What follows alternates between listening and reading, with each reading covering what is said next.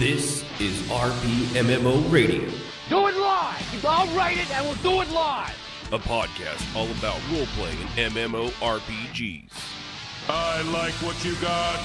Good job! With your hosts, Ashen Phoenix, Sid, Jazz, Strafe, and Kishmas. Everybody off. We need to go on a quick adventure. Hello again, role players, to RPMMO Radio, episode 43, Epic in Scale. Same joke, that's what she said. I'm gonna just do it again.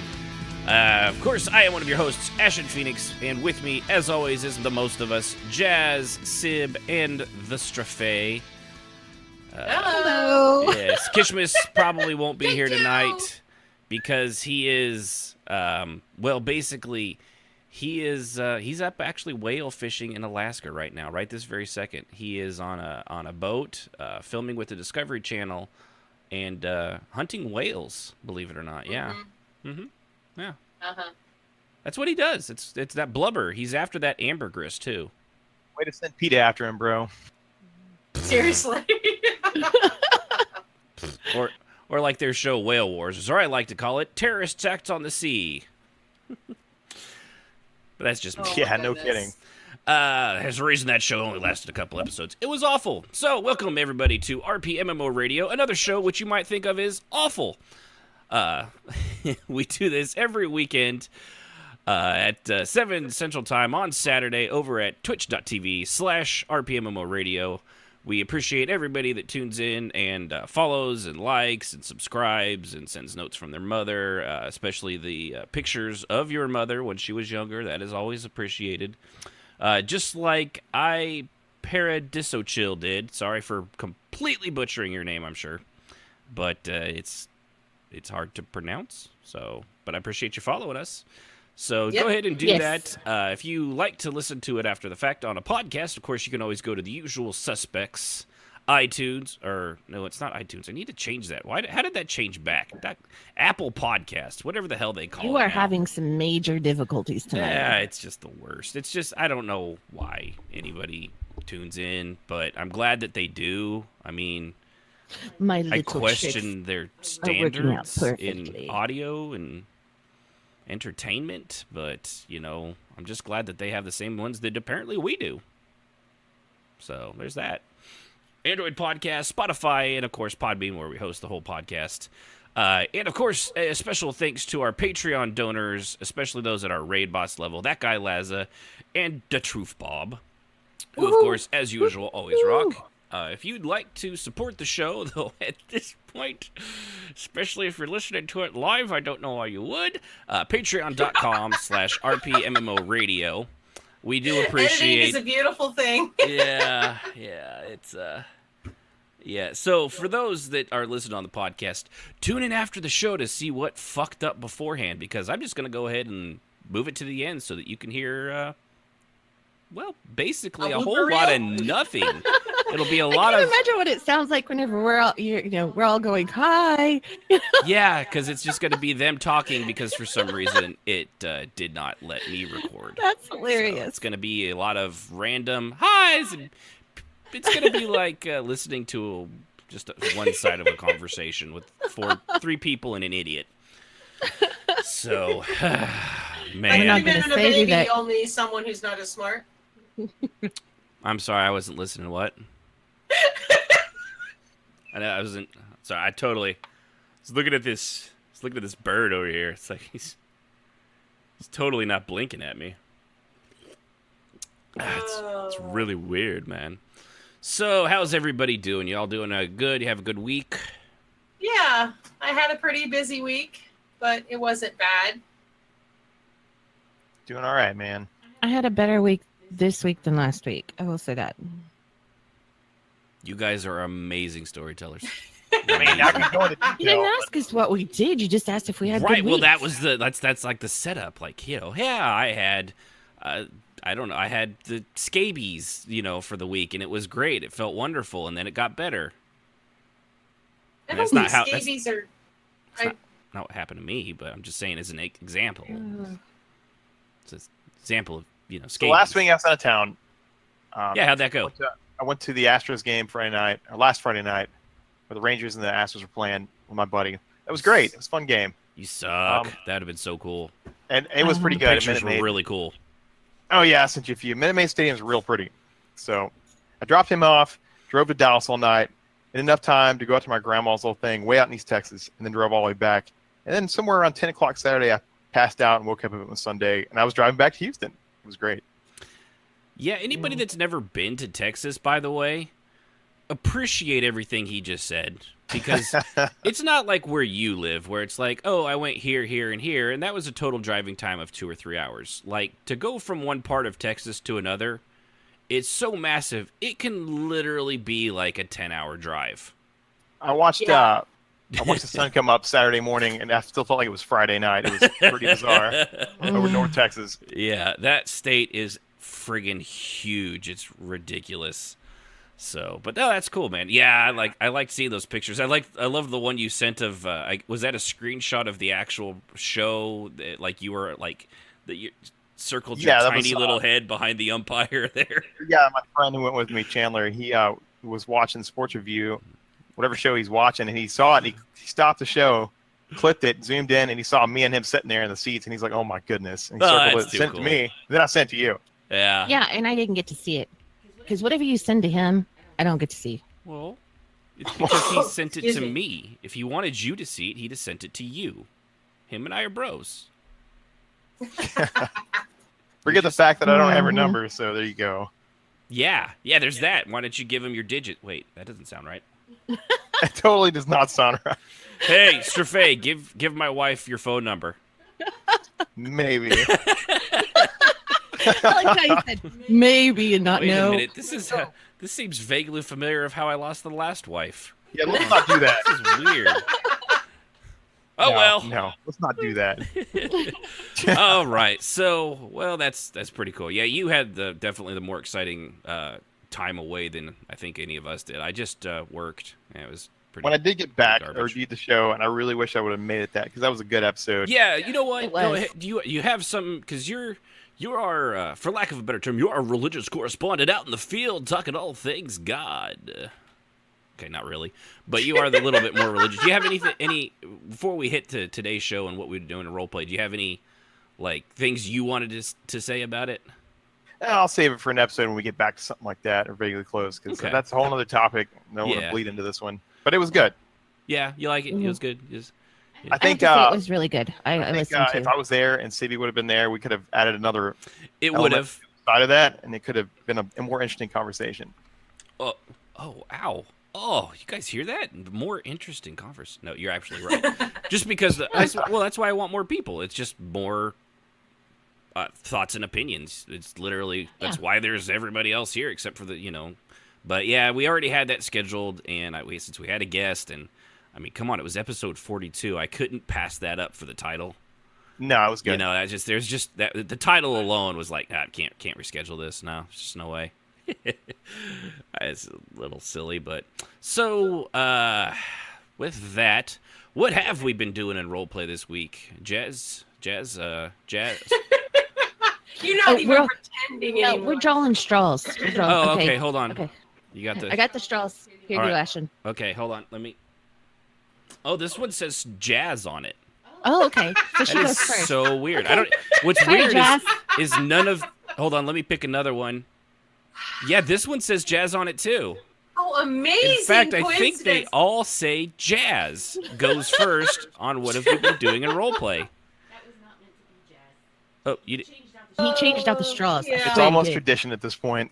Yes, at this point, I'd say yeah. I don't know what. So let's see. Sunday was really dull. Nobody was at the tea house, so they were all kind of talking about babies and stuff, and Sully noped out of there. So she wasn't staying for that. So I went and worked on my new character, and kind of putted around on him for a little while, and then I went to bed. Tuesday was poetry night, which was fun. Who was there? Oh yes, it was Sia went and talked to Trithalis and had her confession with him about her big dark secret, and that was fun. to do. She's going around confessing to people. She's still got to find Nex and talk to him. So that'll be interesting. And, yes, dun dun dun. And then there was some light RP on Wednesday. Thursday was Guild RP. It was a really light week. I really didn't do any like monumental RP other than advancing the Sia J Trithalis storyline that we're still working on has advanced somewhat. So that was fun. And that was about it. Yay! So since you were gone last week, how about you, Strafe? Anything go on this week? Yeah, so I got back into roleplay. Hang on. Caught him by surprise. Right. Nobody expects the roleplay Inquisition. What did I catch him doing? Oh, dear God. You caught me killing Gurks in Star Wars Galaxies. Man, you Gurk. You know what, Strafe? I don't care what they say about you. You look strong enough to pull the ears off a Gundart. Oh. Gundart. She doesn't know that's actually not an insult. It's a direct quote from the movie. But I didn't know it either. Star Wars. Okay, so it's from I knew Star it was from Star Wars, but I didn't know it was a direct quote. Roleplay. So this week I got back into it. Tuesday night was poetry night. It was good. We had a full house. Normally, Trath will give the first opening poem, and then he turns the floor loose. So this time, someone else went first, and it's never stopped. I don't think Trath even gave poem this time. It was good, though. We had a lot of people showing up, interacting with each other after the fact. I think Monday night, my tune met up with Sibby's tune. Mm-hmm. Discussed the whole, what was going on when he was away, and his twin was there acting the fool. And that was good. They got a little closer. And then I think Tuesday night, after all the poetry ended, they got even closer. Mm-hmm. AKA, Trath was macking on or necking with Voli. My darling, It was good. It was good role play. Nothing. It was all PG-13. Nothing that great, but it was good. Yeah, that's cool. Honestly, I sometimes think that's better. You don't get caught up in all the other stuff, and you just have fun. Yeah, and they were just honestly talking to each other, getting to know each other. One thing led to the other. It was natural. It was good. Yeah. Thursday night, showed up with Trath, watched Ericus dance around the stage doing his thing. He's really talented at that. Good stuff. Is. And someone interacted with a few people, continued the storyline with one of Sejoris's tunes because he keeps neglecting to come by so Trath can try to fix his short-term memory. That's a whole other ball of wax. I then switched off and got into Trajan. And apparently he may be related to this old cursed Imperial. That kind of progressed into a way, and he was excited about it. I thought it was kind of cool. So That is cool. It was a busy week since I was away most of the time. I was trying to catch up. Yeah. Well, I know Sib didn't have anything going on, so we'll move on to me. Oh, wait, no, I guess she had a few things. What happened, Sib? You could go first. I don't mind. I don't know. Do you want me to go first? You want me to go? You guys are so cute. You want me to go first right now? Right now? I gotta interject. Weren't we supposed to do it in a story mode like you did last week?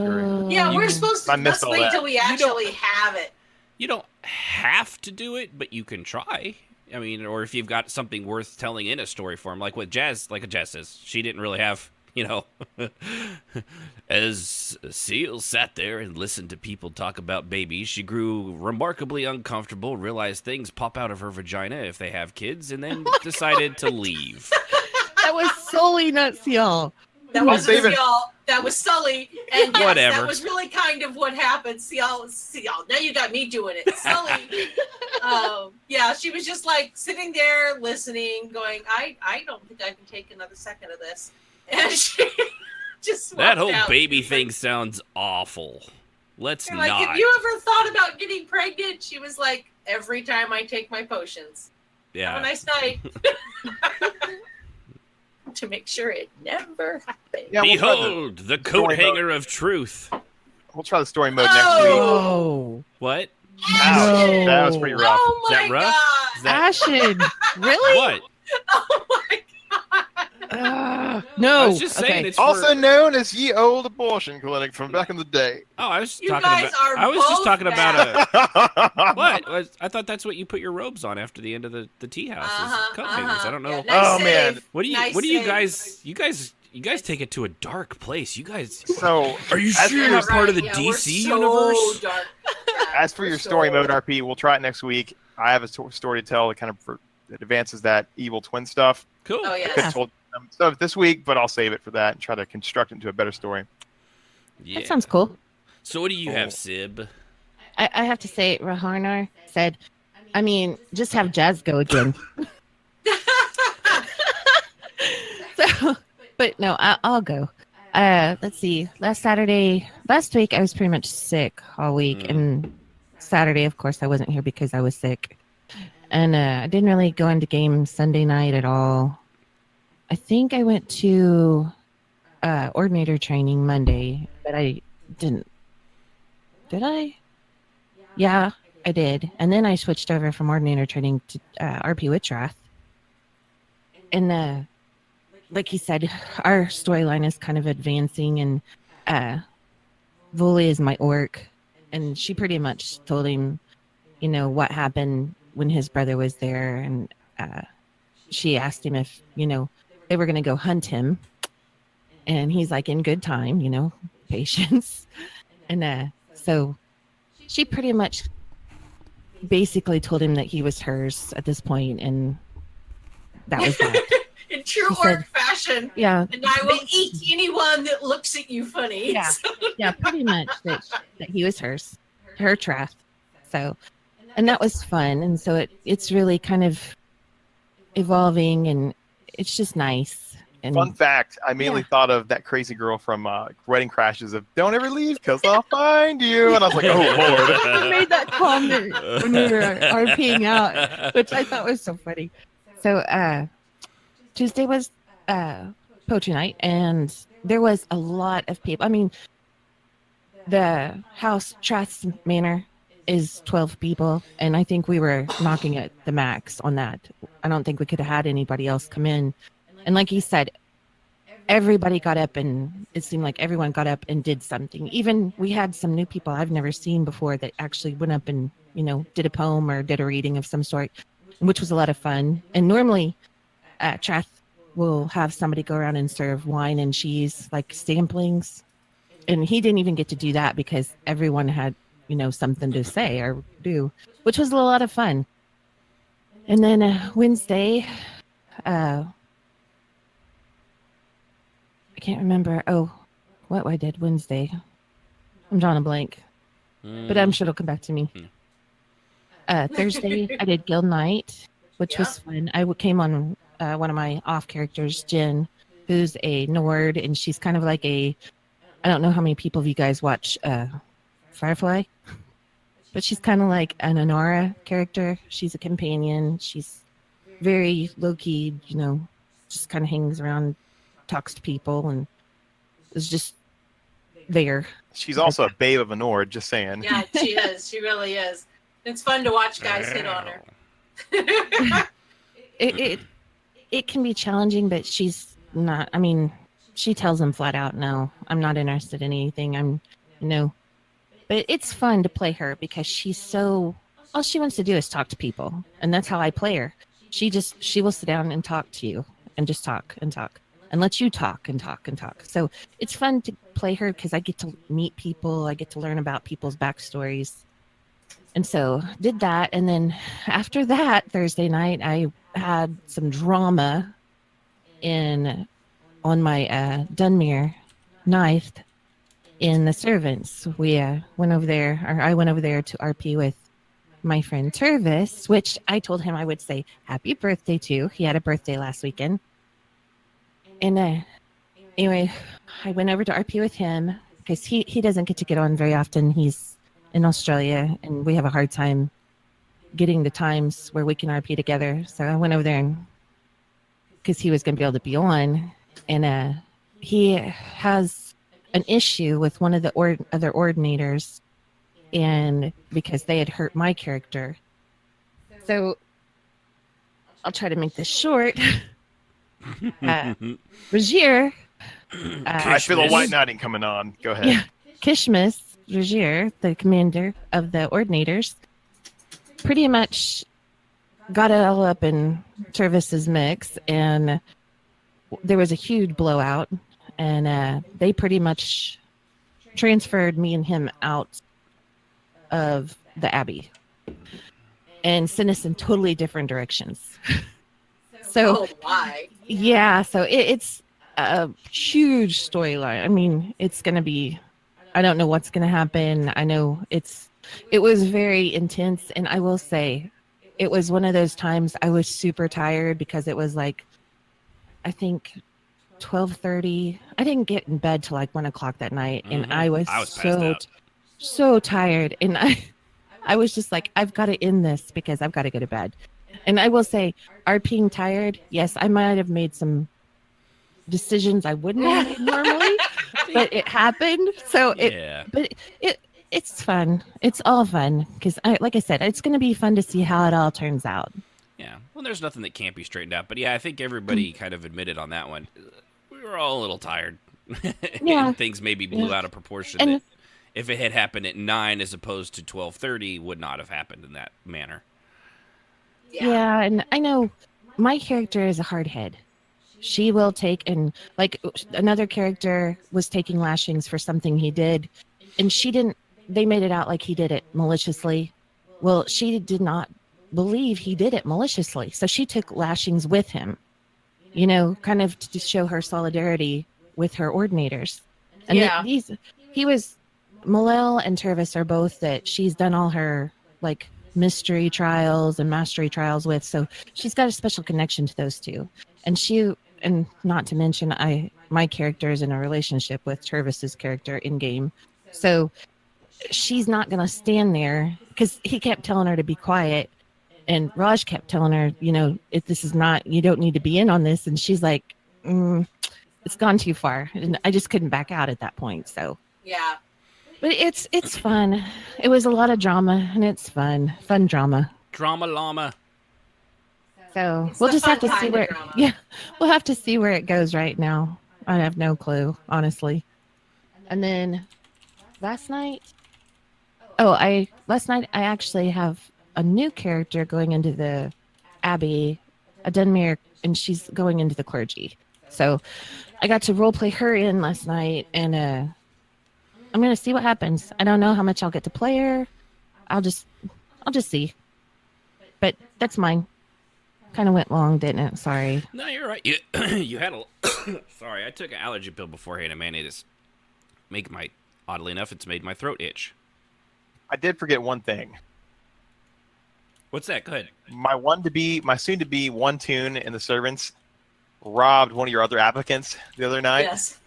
Which was Jazz's tune that's going in there. Yeah. So I'm hoping they both get in at the same time. He's going to show up in chains. It's going to be bandit. fun. And, that will be fun. Yes, you guys. It's a straight-laced noble with a freaking noble that turned bandit. It should be entertaining. And I used the story from that role play in my application. So, and I sent it to Strafe so he could read it. So.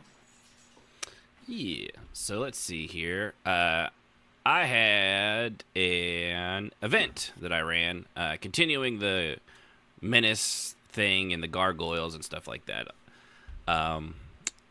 Again, as usual, Tarvala started the, what do they call it? The briefing, but I don't participate because having my character there, as I say before, it's hard not to god mod yourself, no matter how good you are. Yeah, it is. And even if you don't, I don't like doing it just because I always feel like I am, and I don't want to, I can't have her running it because then everybody's looking to me and I know all the answers. So it's kind of stupid.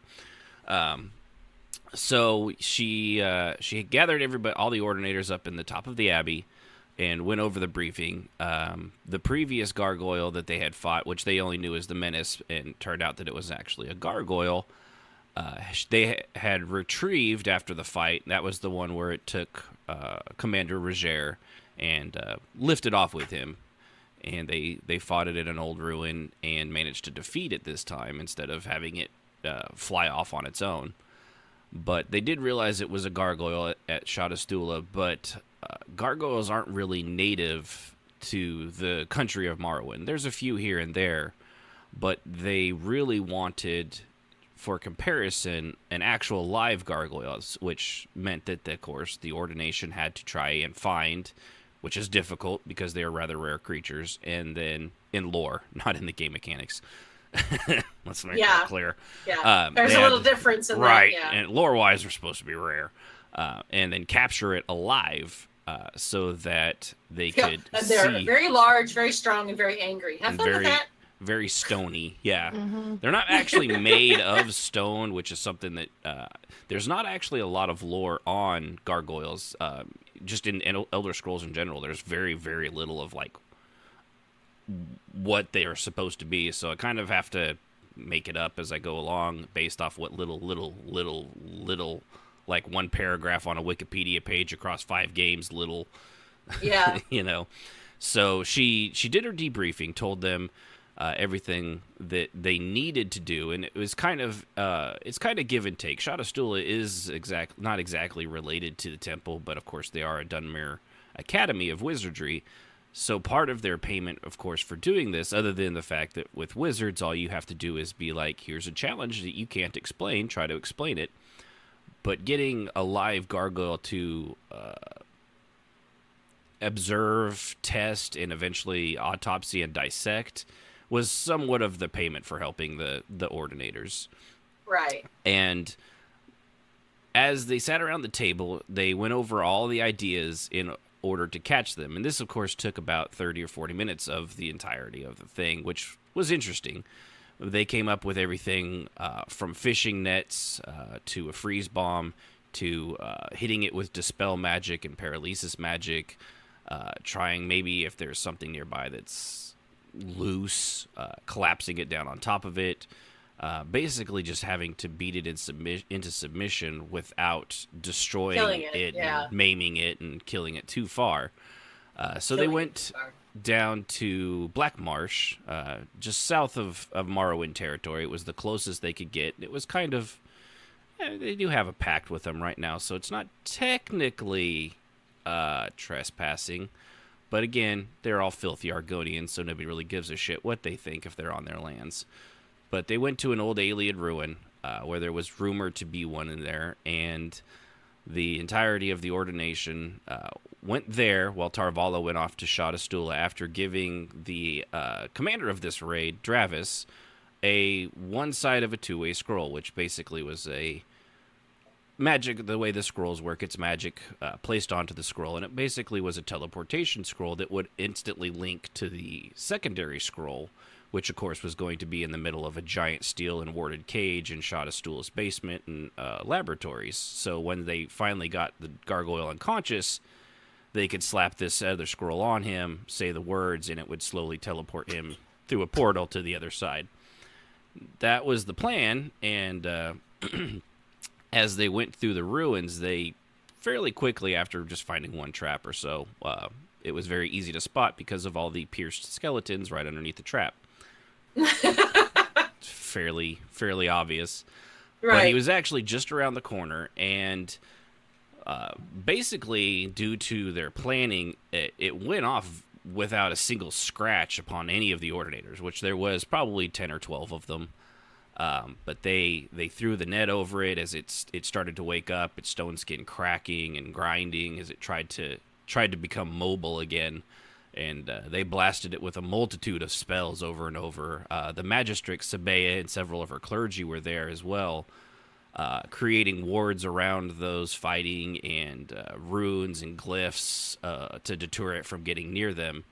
And as it got more and more angry, because it just was taking a pelting, in one last desperate bid to go for the main group, because if it could get in the middle of all these Ordinators, it basically is close combat at that point, and it would just shred them apart. Unfortunately for it actually succeeded in doing this. You know, it hunkered down, it got ready to jump, and it leaped straight for and just smacked right headlong into that ward and all those ruins, and it basically knocked itself the fuck out. Yay! Bleeding from the nose and everything like that. Also, It didn't help that I rolled a 9 and 2 1s for the gargoyle. So we're going to go with the fact that their pre-planning helped destroy it. Not the fact that it can't roll for shit.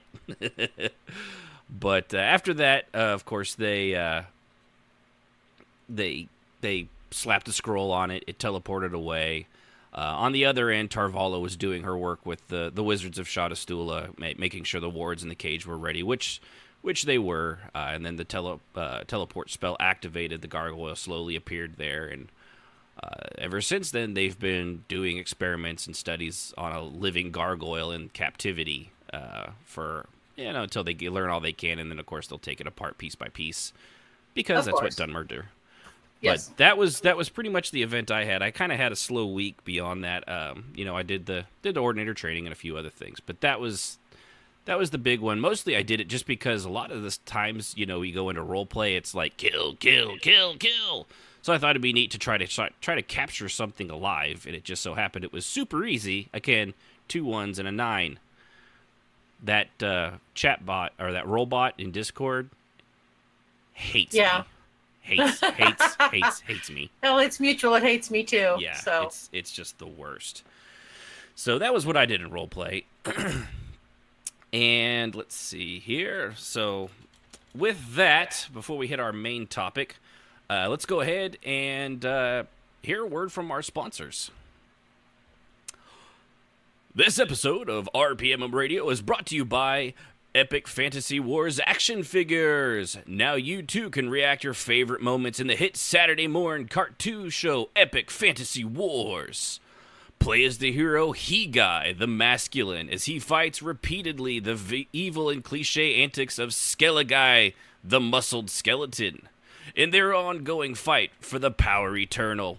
And of course, what would be complete without He-Guy's cast of equally large-chested figures like Princess Dee and her flying one-eyed unicorn partner, Eudaclops, along with their wacky sidekick, halfling wizard Twinkle Toes the Frightened, who could end the entire conflict if only he found his courage. Be sure to stop by your local Toys R Us store today and pick up these action figures and many other of your favorite toys and many, many overpriced accessories. After all, the entire point of the show is to make you buy the toys. Epic Fantasy Wars action figures. Put the legend sword of power in your hands. Yeah, well, I love that cartoon. Just going to say, I had all those. I was going to say, that sounded awfully familiar. Them all. Snake Mountain and everything. Anything related to reality, imagined or on purpose, is completely accidental. Good to know. Yes, that was based on no real shows made by Hanna-Barbera in the late '80s or early '80s, or early '80s. Yeah, nope, nothing like that. Or was it Mattel? It was Mattel. Yeah, not based on anything by Mattel at all. Mm-hmm. No. Yeah. Not at all. Not at all. Not at all. So, this topic actually comes from, we asked if there's anything anyone wanted to hear us talk about this week because we tried to talk about it after the show, got sidetracked, and then completely forgot to pick something. I realized that after we got done. I was like, oh, we didn't pick something to do. No, we didn't. We got all sidetracked. I do have a good story for the topic. It goes back to pre-EQ1 beta, but we'll save it for the topic. Okay. Yeah, and it's the Great Whoopadini, who you might remember was one of our last callers on the last show, suggested basically massive RP events. Those things, just multi-guild, like community-wide roleplay events that occur. They are extremely rare for reasons we'll go over. A lot of it's not because of just the drama and things like that. That can be part of it, but honestly, it's just that it's a fucking logistical nightmare, and it takes a lot of energy, a lot of time, which we're going to get into. So thank you, Great Whoopdini, for the topic idea. If there's anybody else that ever has one, feel free to let us know. We write them all down, and yep. Except for the ERP one, we That already one know we it's already know. coming up. I will say it's in the near future. Yeah, although we may have to move that back to a different episode because yeah, we'll worry about that. Yeah, but So, just don't worry if you drop that one in as a ERP suggestion. will eventually come along. Yeah, it's coming along. So, yeah, and of course we are a call-in show, which I need to remember. If you aren't part of our Discord, go to rpmradio.com/Discord. Join our Discord server. Throw yourself in the caller waiting room. If you've got stories from other, like we know the Ashlander War, we know back in EQ2 it was Jazz, was it War of Two Cities? Is that what it's kind of like about? I forget what it was called. I forget what it was called, but that's basically, it was the open war between Freeport and Kino. So it's the war between two cities is what I'm renaming it, because that's all I can think of that makes sense. I would say Two Towers, but again, not slightly copywritten. Also, there were no towers. Yeah. But yeah, if you have anything from, like, I know there's some in Final Fantasy. I had a whole list of them here. Final Fantasy and things like that, where these big epic scale events took place. We'd love to hear the stories of them. So if you want to tell that, we only, of course, know the ones that we partook in and partaked. Is that a better word? No, partook is okay. It's just not one you usually hear. Partook. Yeah. A better word would be participate. I like partook. Partook. So, it's fun to say. It is fun, like Beracuda. So, massive RP events. They're, like I said, they're massive multi-guild RP events. They're rare because of, it's awesome, the logistics, the coordination. You have to have a story worthy of such a thing that many people can also get behind. And hardest of all is getting everyone to agree on the same thing. And that usually ends up being the real sticking point. It's why some guilds end up getting left out just because they don't want to be part of it or this or that. But really, just even if you've got a great tight-knit community, just the logistics of getting sometimes just getting your own guild role play together can be a nightmare. But when you've got 100 people all wanting to do the same thing and participate, and especially if there's combat, whoo boy, it makes my head hurt just thinking about it. So let's see here. I want to go over just a few things. I asked the chat during the week because, like I said, I knew of a few, like the Ashlander War in ESO. That's one we've brought up, and we actually had like Gangsy Girl who called in and told us about that. I've still hear about that one every now and again. There was the war between the cities back in EverQuest 2 time, which we can all talk about. No, not Sib, but Strafea, you were there for that one, weren't you, at the time? I think you were around by then. Or was that before your time? Yeah. Yeah, I was around for some of that. Okay. I was on the Kino side. Yeah, I think I was going to say you were still on the good guy side. I think he missed the first one, but the second one he was a part of when we had Uros and everything there. Yeah. So I think that one he was there for. Yeah, and then let's see. In ESO, aside from the Ashlander War, which is the big one I've always heard of, there was also and that had like a lot of battles and skirmishes, obviously, between like the Ordinators and the Tribunal and the Ashlanders, obviously the Ashlander War. Apparently there was also the Hist Civil War. I don't have a lot of details on that, but I would assume it was probably a disagreement between different histories or something like that, based off some of the knowledge I have. Some of the trees, like, they're a hive mind, and some of them apparently can go rogue. So could have been that. That's or maybe an interesting image. Yeah. Yeah. Bunch of trees just trying to uproot each other and attack, or a bunch of lizard Argonians. Anyway, there was a Reachman attacks again, and then there was a packed invasion of Canarthy's Roost, which apparently was like 10 guilds and over 2 separate factions, all fighting. Canarthy's Roost is a zone in ESO for those that don't play ESO. So that was a big 10 guilds. That's quite a bit. Usually they don't get up even to that high, unless it's a bunch of smaller ones. Then there was, back in EQ1, one Yudfei brought up, was in Nectulos Forest between Fironi V and Lanus Tavil. which actually took, if I remember, I think I kind of remember this one a little bit because I played EQ2 and it was Minus to Vex. Yeah, she was a great Dark Elf. yeah, and yeah, it was between two characters, but it was also a whole bunch. The players were all around it too and participating as well. Some of these are back in the day when developers actually gave a shit about communities seriously. and would actually come in as main characters and make it lore and what happened. They haunted the zone forever after that. It was crazy. Yeah, and even in EQ2, you would see her later on, if I remember right. There was you can make her spawn somehow during there. In Star Wars Galaxies back in the day, Strafe, not so far back in the day for him, maybe. Yes. There was the Fall of the Renpire, which, like I said, apparently in this one, Darth Vader took place in it. Like a dev got on and played as Darth Vader in the game, and they were attacking a player city from a guy named, it was Ren. It was called his Renpire, which was a player city. And so that there was the faction defending it, and then all the players were attacking it, which is probably a PvP thing still, but I'm still counting it because the fact that you get a dev to play Darth Vader and fucking wreck people. That's awesome. That's pretty cool, Here's a game I hadn't even thought of in forever. I forget who brought this up. I think it may have been Sabea or it was Yunfei again. I can't remember. Tabula Rasa. Who remembers that game?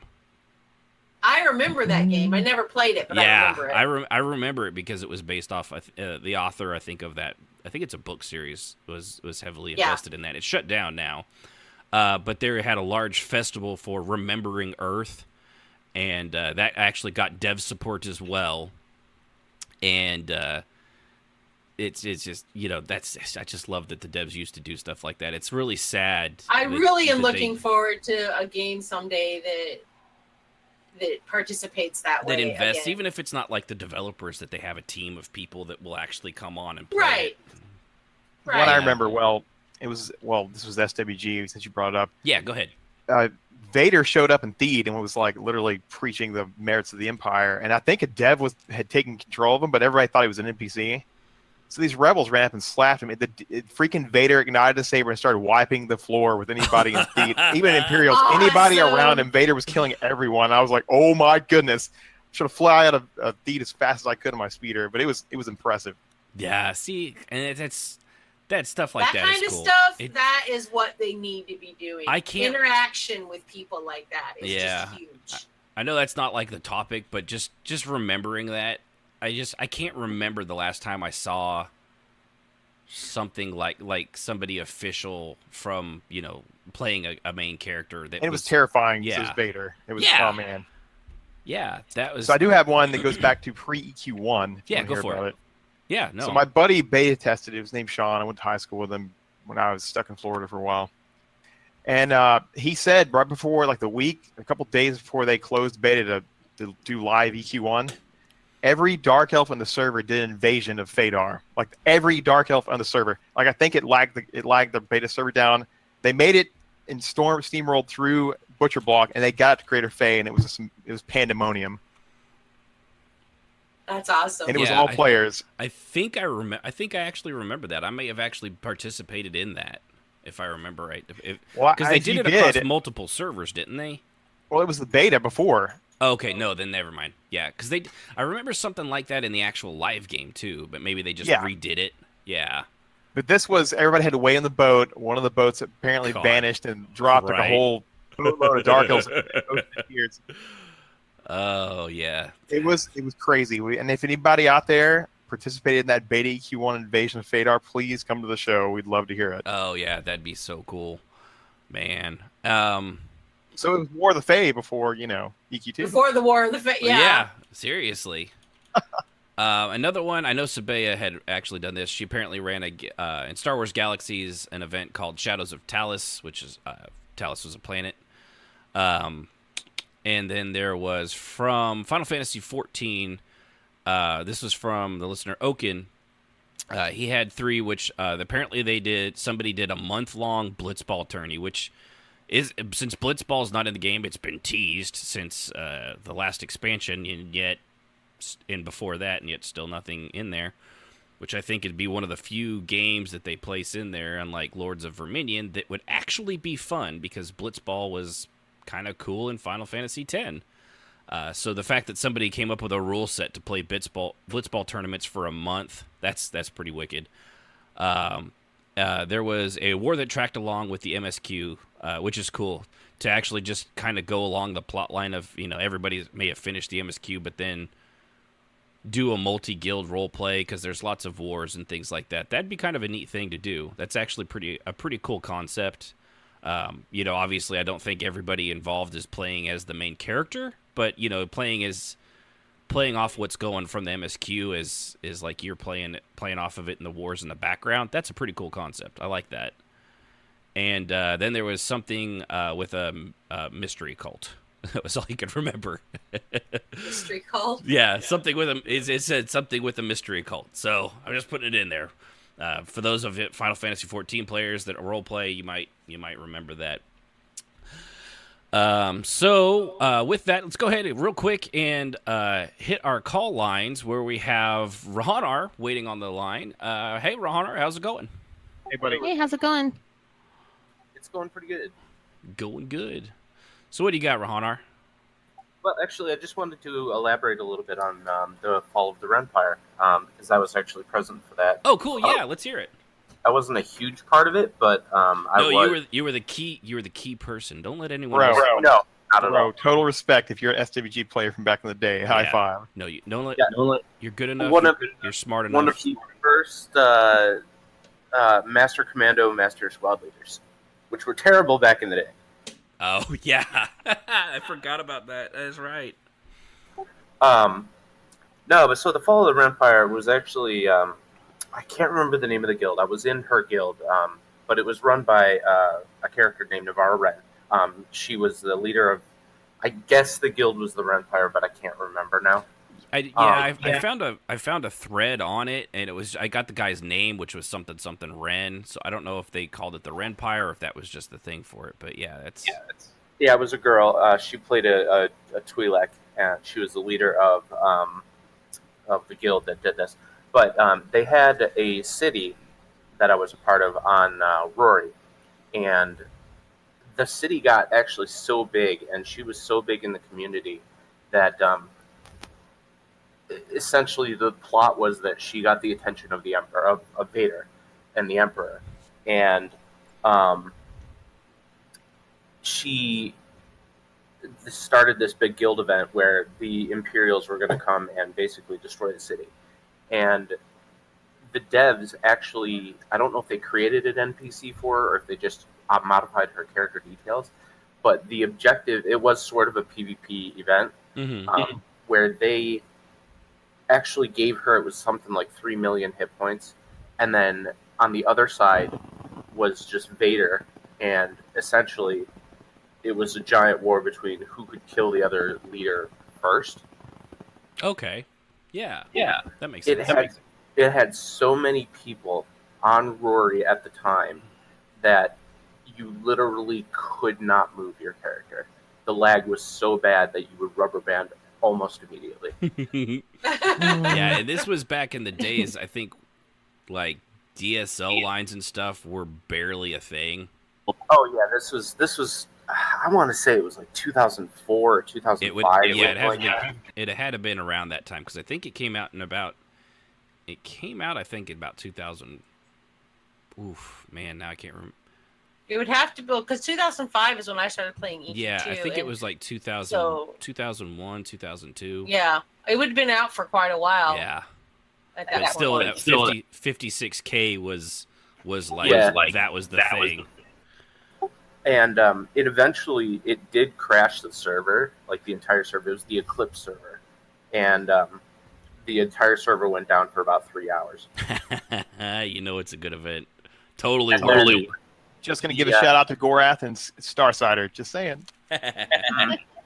And then what eventually happened is that she lost, but she also lost because not only was Vader actually on the battlefield, they put in, there's a whole bunch of ATSTs, and then there were also a bunch of AT-ATs, which weren't actually in the game. and they didn't have a model that worked. So you had these AT-ATs just kind of sitting there and destroying people without moving or actually doing anything. They were just awesome. Nice. So yeah, it was a very, very interesting event. It was a very big event, and I was actually I was one of the guards for Navarra Ren, and I kind of just sat there and used my flamethrower because that's all I had at the time. So, but yeah, it was a huge event, and it makes me really sad because you can't find anything about Star Wars Galaxies anymore. Like the forums are gone. Mm-hmm. Yeah, when you had told me this, I actually looked up, Googled it too, and I think I found the exact same post you did, which was a thread on how they were having to postpone it, and no other details. I couldn't find anything else either. I even went to deep into 10 and 20 pages of Google, which gets a little weird. Yeah, you can really start getting some interesting searches. Yeah, it's this has nothing to do with anything related. I will say, SWG EMU has saved a lot of the old information, so I might dig around the forums there. Yeah. Well, I know that. So, like I said, the event was run by Navarra Ren. It's N''Varra,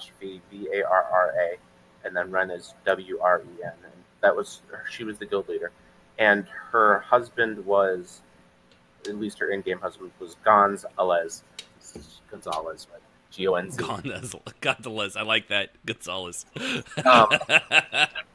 So, I mean, if you're able to find any information about them, they were really cool people. And the ending of the event was we actually tore down the entire city on Rory and started to rebuild, but that was before the combat upgrade and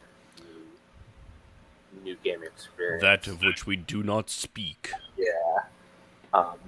And I think basically at that point, when the NGE hit, everybody just that's there was a great disturbance in the force. It was called the NGE. Thousands of voices cried out in terror.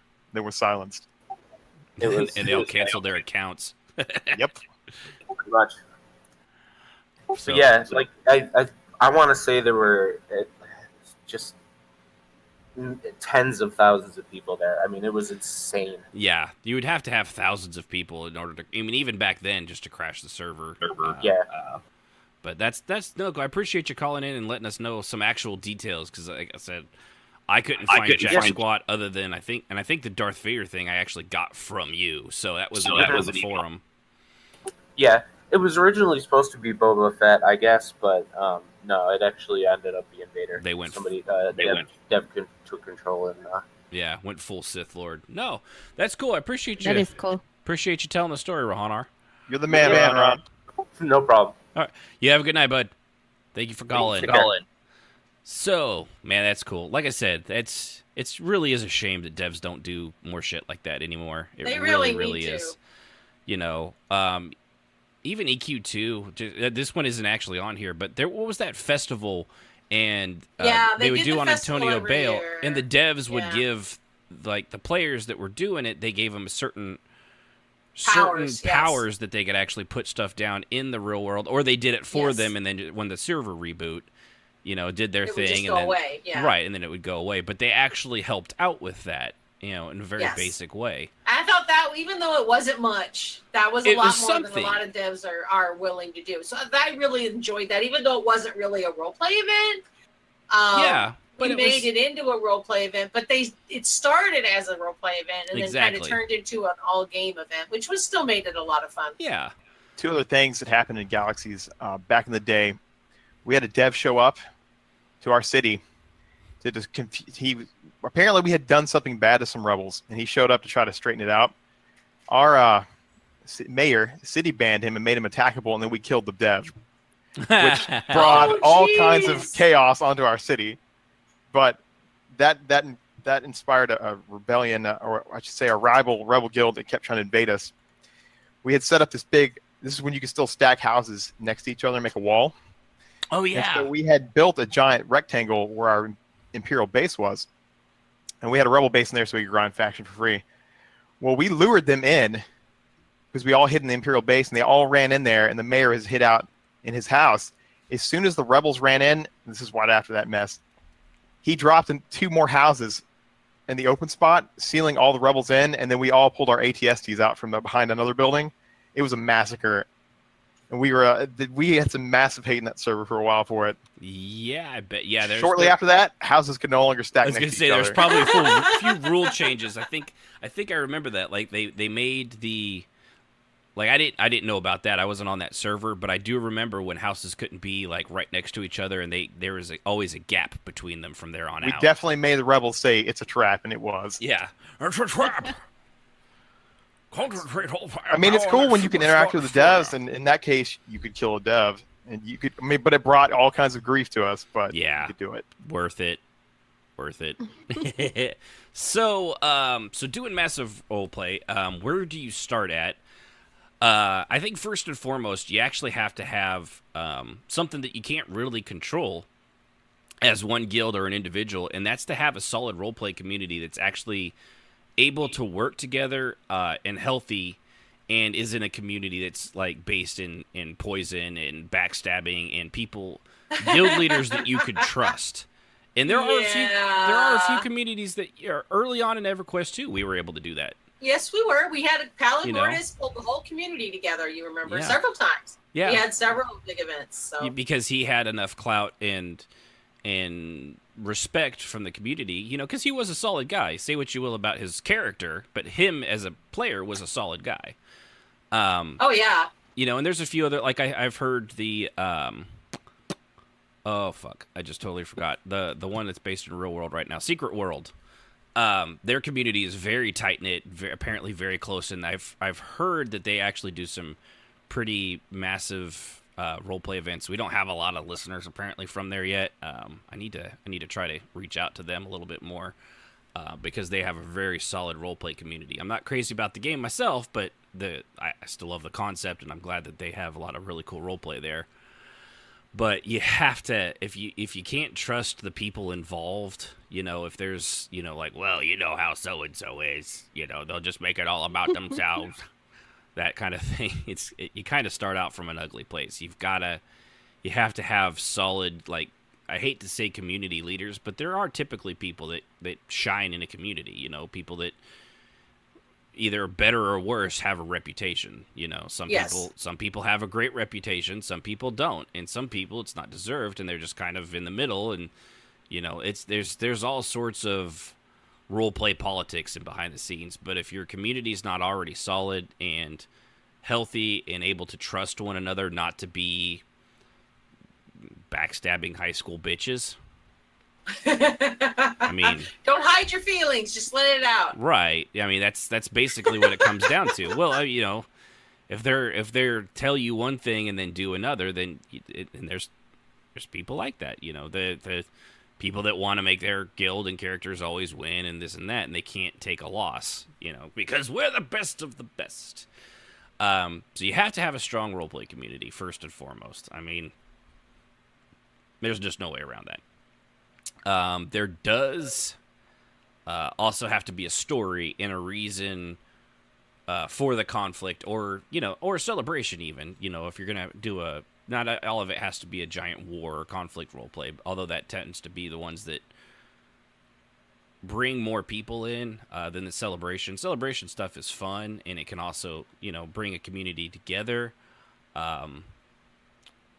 But they're easier to form and deal with, whereas I know, I would say I haven't really had a lot of experience with this at all, so I don't really have a lot of input on this topic.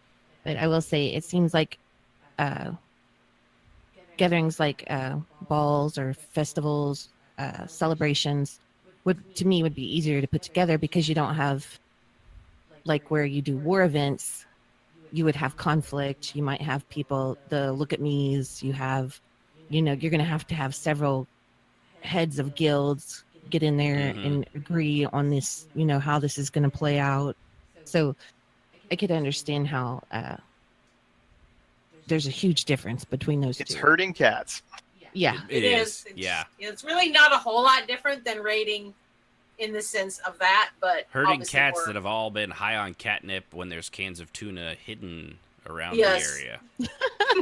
Yes. Role players are cats, confirmed. And the minute one person gets butthurt, the butthurt spreads, and it gets worse. It's like a virus. It's like those red maps in any like plague movie where it starts out in a major city and slowly spreads across the globe. Yeah, the butthurt just kind of spreads, and people pick sides, and yeah. Yeah, and it unfortunately that is inevitable because when you do it with that many people, I mean, we them in a guild even. Every guild has a couple of those people. It's just personalities of people, and they may not even know they're doing it. But when it really shines is when one person could almost like what was the one in EverQuest 2. There was a thing. The characters were trying to prevent one side from getting into a tower. And they were literally, and they had enough players to actually do this physically. They were literally shoulder to shoulder, and they were casting wards and this and that. And then one person, an assassin or whatever, can go invisible. Went invisible, and like I stealth past the line and grabbed it, and and then ran off with it, and it basically derailed the entire thing from there on out because one person didn't want to follow the rules that were set in advance, that there was supposed to be a fight, that there was supposed to be tactics and this and that involved, and of course the side he was on went, unfortunately, instead of slapping him and saying, get your bitch ass out of here, you didn't do that. They went along with it. It takes one dirtbag, man. Yeah. Well, and then they went along with it. Like, well, he got it. He said he did. You didn't see him, so that makes it okay. It's like, well, you're using game mechanics against roleplay, and you can't do that necessarily. No. So it not just takes when there's that one many person words, like that. and it was just, I remember that and how cheesed off everyone was when that happened, because even if it is possible, you're still just screwing up the whole thing by doing it. It's one person ruining it for 50 to 100 others.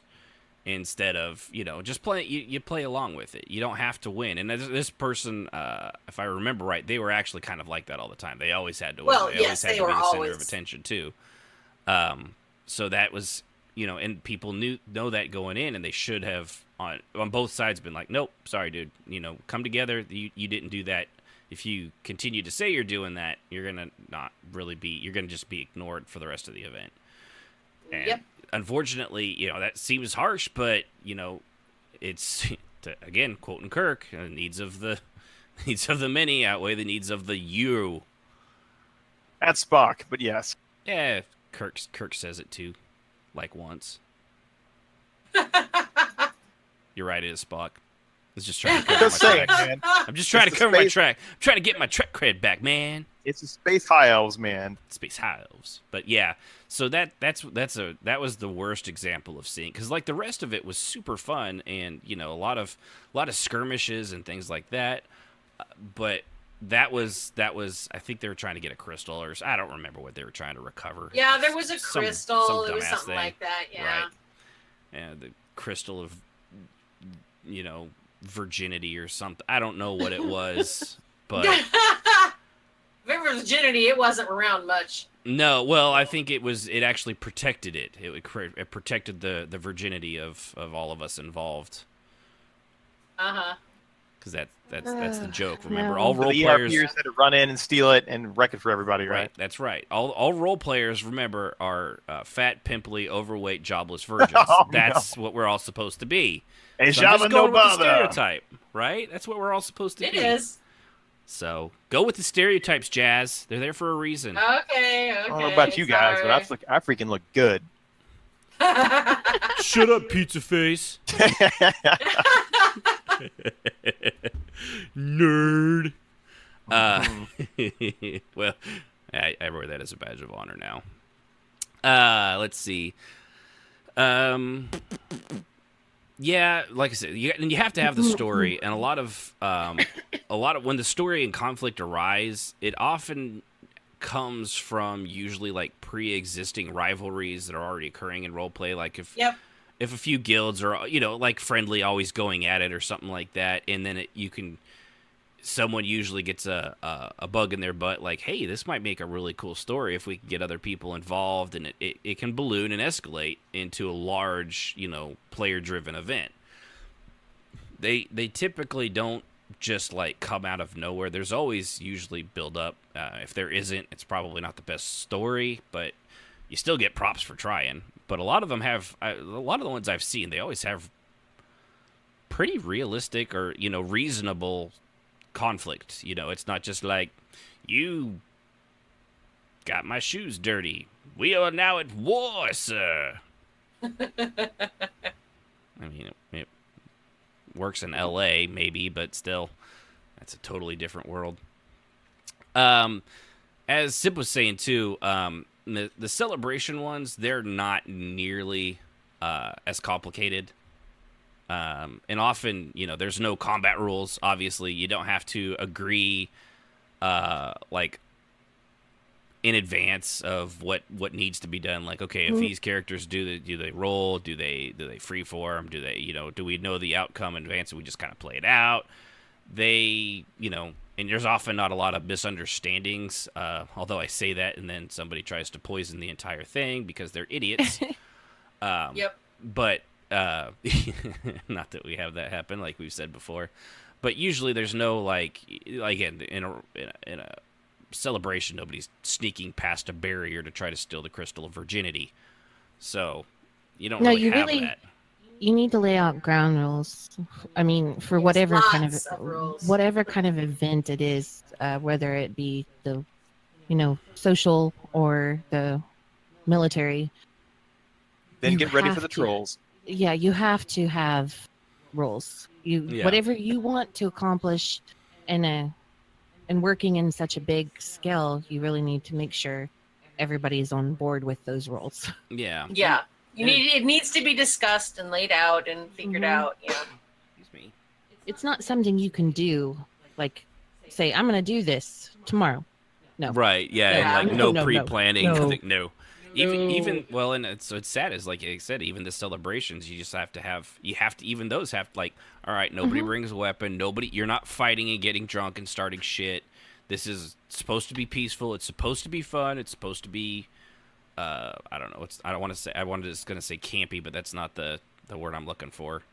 Well, you're supposed to laugh a little bit at yourself and frolic around and not take everything. Just have fun, a little bit of light role play, but don't try to make it into some big overarching role play when you haven't talking. If you haven't spoken to the people that organized it. Oh, shut up. Oh, she went British there with that one. Oh, she went British. I heard it. Oh, shut up, you. I've watched too much BBC television. You go a little pop on the Gandhi there. You little gamey. Yeah. Yeah.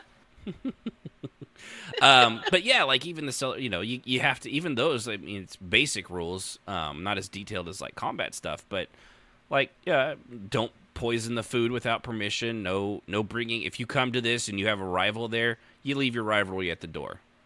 You know, that kind of stuff, so that everybody can have a good time without watching people chest up and, you know, measure their dick size against somebody else.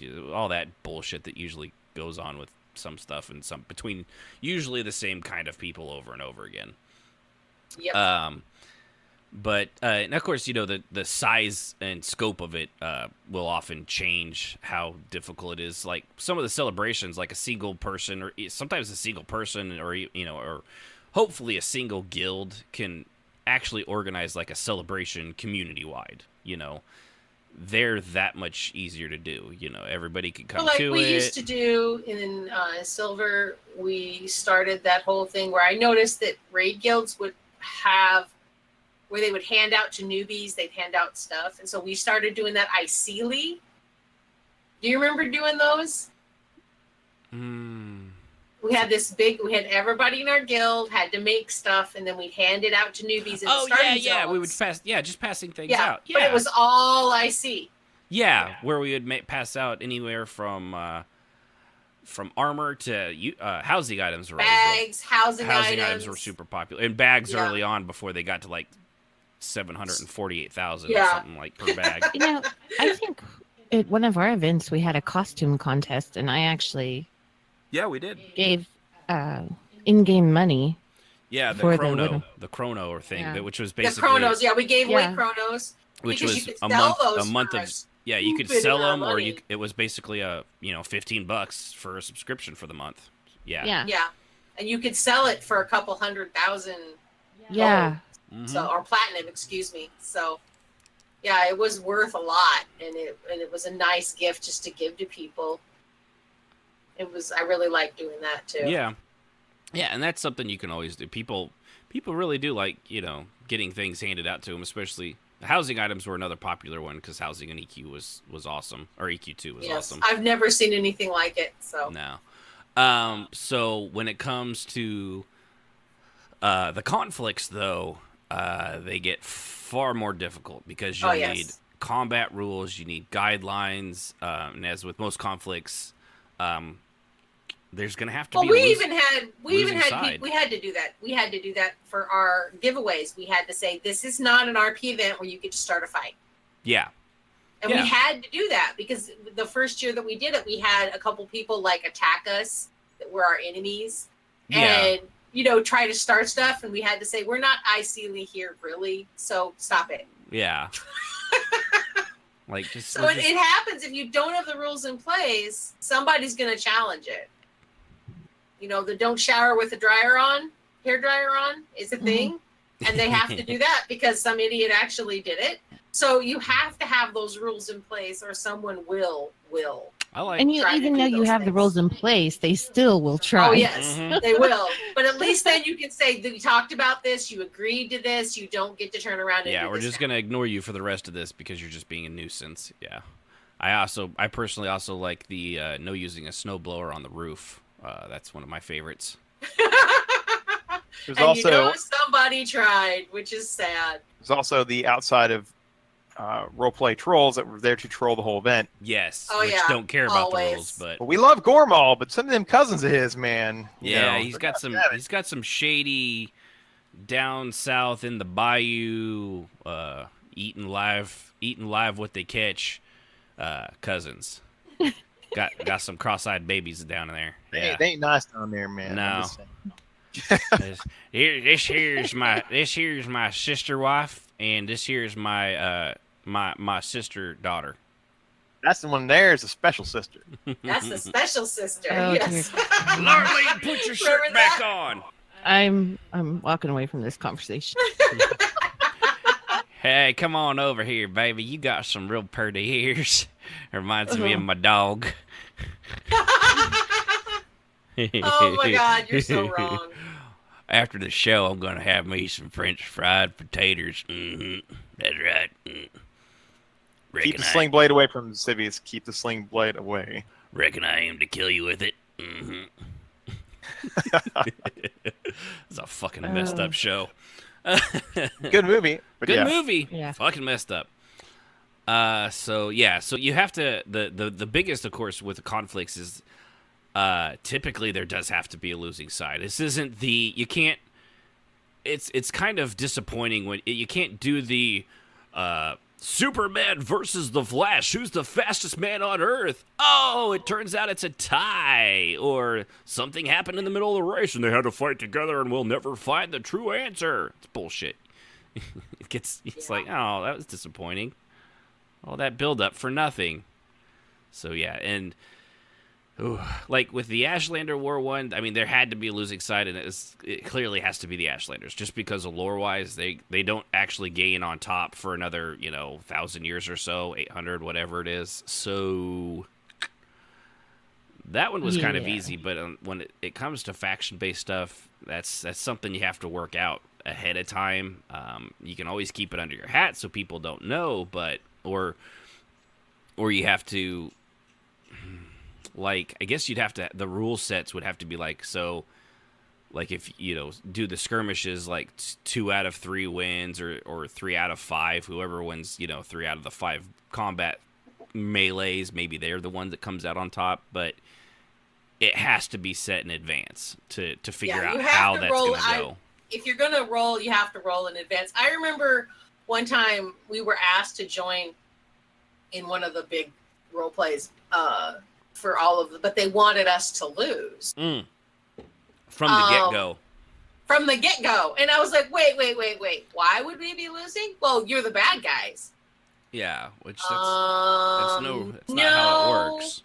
That's not quite fair. Now, I'm willing to roll dice right now and decide who wins. Yeah. But you don't get to tell me up front that there's no way that a pack full of monsters is going to just because they're the bad guys. Right.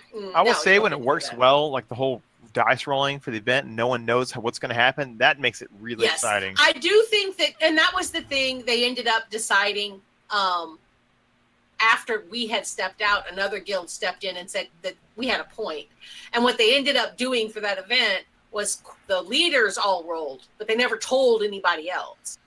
Oh, yeah, and so it makes it fun. So everyone And else had fun surprising. because nobody knew who was going to win. Because only like except 3 or 4 Yeah. people knew. Well, yeah, Right. and And that's, they did like that. apologize to me later. They apologized to me for what happened, that it was mishandled. And I felt that that was reasonable. I felt reasonable, and then they asked us to be included in the aftermath, which I thought would make a lot more sense for Silver Circle anyway, because Vodka doesn't like to pick sides. She's neutral. Yeah. But she would definitely quietly help both sides and make money. So she would totally do that. So that's exactly what we did. And it was fun, and it actually ended up being some pretty good role play for us as a guild. Yeah. But initially it was sticky. And yeah, I think everybody remember learned that. to You live. were like, these people just came to us and said they want us to do an event where we just lose outright from the get-go. It's like, well, that doesn't sound like any fun.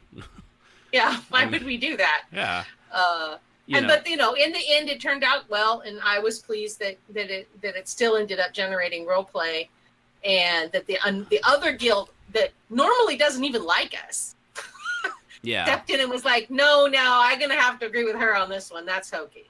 Yeah. So I was pleased because we weren't normally friends, and they sided with us.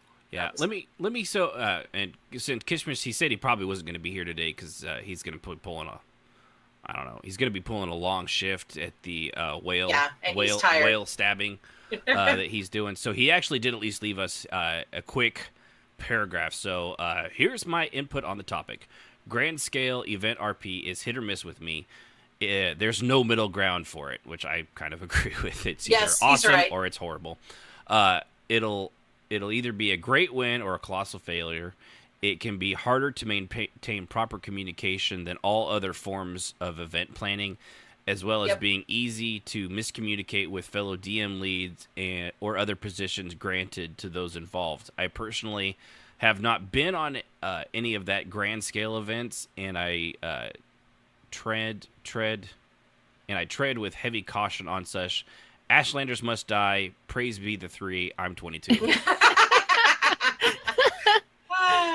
So that's from Kishmas. That's our Kishmas. He is 22 now. He is 22. Yes, he's just saying. He's old enough to drink in most states. In all states, isn't it? I don't think there's any. I think Utah, it's now 35 is the minimum age. No, it's not. That's the facts I'm putting out there. You saying it's fake news, Jazz? Is that what you're telling me? Yeah. We don't have fake news here. Yeah. Okay. Yunfei actually, she says, I won't name drop, but one of the first guilds I was in EQ2 had a rivalry with a popular guild from the opposing city. At first, the events were fun and seemed to work out, and then everyone started to get butthurt, and it was like high school again. Eventually, we were just banned from RPing with anyone from the opposing guild, which of course we ignored because you're not my mom. I like that. Yep. Yeah, and they are right. You can't. Guild leaders out there, you can't ban your players from playing with other people. That's just stupid, and you don't have that kind of power. No, you can say do not involve us in group guild you RP can ban with your this other guild. group. That's fine, but not the players. Like right, the guild and as a that's whole. what we did. Is we were like, okay, I would prefer that you did not try to pull the guild in. If as you a get whole. kidnapped, you're on your own, Sparkles. Yeah, but as you know, I know that I still role played with a lot of the guilds that we were like, but I still role played with a lot of them because it wasn't a group problem. It was Not without the magic word. That's right. Sorry, Yeah. the way you did that, it was totally Jurassic Park. Yeah, The computer screen when Was it? when Newman it was. yeah, It so totally was, locked him Jess. out of the computer. His little thing came up. It's like It's so sad that we Dennis Nedry. all our brains. all three I of bet us they were like, no, I bet Jurassic we're Park. not the only ones. I bet there's people Oh, in the yeah. channel that were going, oh yeah, I see Yeah, that. Newman. That's right. Sorry, Dennis guys. Nedry ruined it for That's everybody. right. Man, that didn't work out well for him. So let's see here. Yeah, with the conflicts and all that stuff. Yeah, and the rule sets, you have to have them. They'll probably change. Obviously, they're going to change story to story, game to game. Mechanics, of course, in the guild, or not guild, but the game might come into play with this. It seems most of it there. How do you? A lot of them roll on the combat itself, but I've also seen some where like the individual skirmishes between people will go on, but like the skirmish itself is only so long. We tried a lot of different things. That's where what I we said. allowed I people seem to roll remember for a lot of themselves. them. Yeah, we did, and sometimes that worked really well. Sometimes it worked better to let people kind of decide for themselves, one-on-one, and then just let us know. Yeah. But a lot of times that's not, what worked. Yeah. I was reading something Alexi said about what you fans said. It doesn't surprise me, considering I know who the guild has a if you are P with these people, you get kicked policy. By the way, that's a terrible guild policy. That is a horrible policy. Yeah. Or, okay, we don't interrupt an event to take everything OOC, but sometimes we are to blame. Okay, yeah. That's the other problem. A lot of with these things is if it goes OOC too fast or too far, the whole damn thing just derails. Man, It's an epic button reward.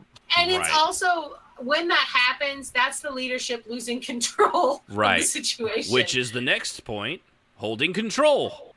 Yeah, because if you have the rule set and you can't, I get it. We all have people that we like. We all have our favorites. Our friends in roleplay aren't our children. We're allowed to have favorites. We're allowed to have people we like more than others. Like I like Strafe way more than I like playing with Sib. I mean, it's just way. It's okay. I like playing with Steve. Yeah, I know you role play more with him than you do with me. So he was. I knew him first. He also hated me first, but yeah. So I always loved you as a brother, hey, but I hated you as a villain. So know you. But yeah, if you got to hold on to the control. If you've got the rule set and you're especially in the combat stuff, you have to follow the rules. You can't play favorites. You can't, like, I get it. You like this person, but if they're actually your friend and they're stepping out of line, they'll come to understand, like, oh shit, yeah, okay, sorry, I can't play favorites here. I'm a DM in this. You invisible through the line and stole the crystal of virginity, and we can't have you doing that. Which is exactly what should have happened in that situation, but they got the crystal of virginity and all became pure again, and they were like, we're pure, and they went along with it, which was bad. That was the people on the other side not holding on to control and being even. You got to be even-handed in this shit. Pure fall of 5 minutes, Ashton. Let's be real. that's why you need to. What do you do with the other 4 minutes and 30 seconds? Ho, ho, ho, ho. I'm just asking for myself. I just don't know what you do that long. No, and holding control also, I will say, would consist of having people DMing this event with you that you trust and know. Yes. And because if you guys can't get along DMing, there's no way the event is going to get along. Yeah, you have to have people on the same page of all the guilds. Yeah. It's like, okay, cool, we're all going to do this. And if there's any deviation, we'll agree on this. Absolutely necessary. You have to, and the people who are like, well, I think we should do it this way. If you don't deal with it before the event, yes, yeah, it's a nightmare during. So here's something too that would probably help. I was just thinking of this as I was looking at Discord.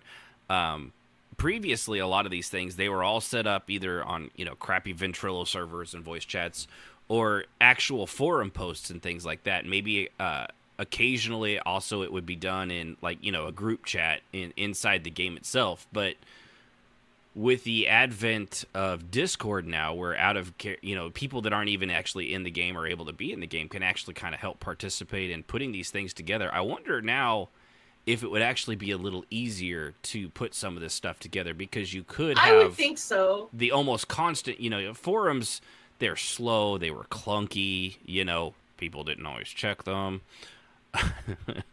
If you're part of an event, by the way, check the fucking forums or Discord.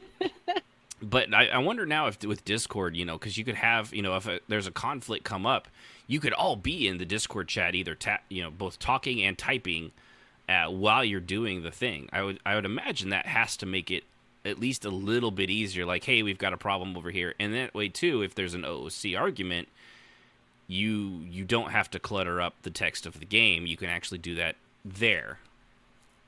I think, am I off base on that one? It seems like that might actually help make some of that stuff a little easier. No, I think it would, in some ways it would make it easier, but it's also created another problem, which is over talking. Because we can physically talk, people tend to talk during and before, during, and after, and chew on that gristle until there's nothing left, particularly if they're unhappy. True. And so in some ways it's made it easier. I think for me, voice has allowed me to deal with problems faster, because obviously most people don't type as fast as I do. So having somebody get in voice, it's not a brag. It's true. I type really fast, which is a problem because most people don't. So I get bored and annoyed. She's also a CrossFit vegan. I am not. You got to have that proper disrespect for each other and communication. Just be a decent human being. You could probably pull off one of these things really well if you have pretty good communication, if you all agree on what's going to happen. Yeah. And you're all even-minded, yeah. Yeah. And on Jazz's point with the Discord, don't have a separate channel. Just one for DMs for only the don't runners get of in. it. Yeah, don't let other people in, because sometimes the chat can get off course and it can make it hard for the people DMing the event to actually be able to pay attention. Yeah. So I would suggest make your own separate channel just for the people who are the DMs. And that's just a good rule of thumb, just on even Any small event. scale. Yeah, even inter-guild one. Yeah, I know there was something that was going on, and it was they were gonna plan it all out just in chat, but they did an open chat, and then everybody's like, oh, there's people in there, so they all joined in, and then it became a clusterfuck, and it made the role play suffer, which, and that's the great thing, like I said, with Discord, is you can, if you don't have a chat, you can actually create one between the people, and you guys can all get together. So that's, I do a cool think thing about that. If you have a big thing, and then just putting the leaders, nobody else, just the people that are running it, into a chat together so that they can keep the communication going while it's ongoing is absolutely helpful. Mm-hmm. Exactly. So yeah, if you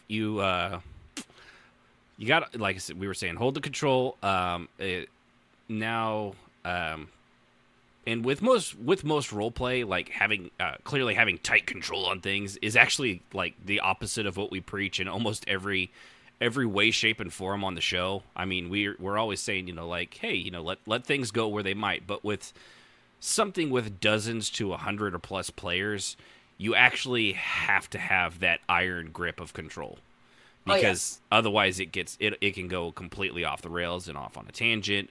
So the people running the event, each guild leader, because really this falls on the guild leaders and maybe their officers that are participating and helping run it. Because let's be honest, a lot of times when these things happen, the guild leaders are the ones setting it up for all their guildies, all for the people underneath them.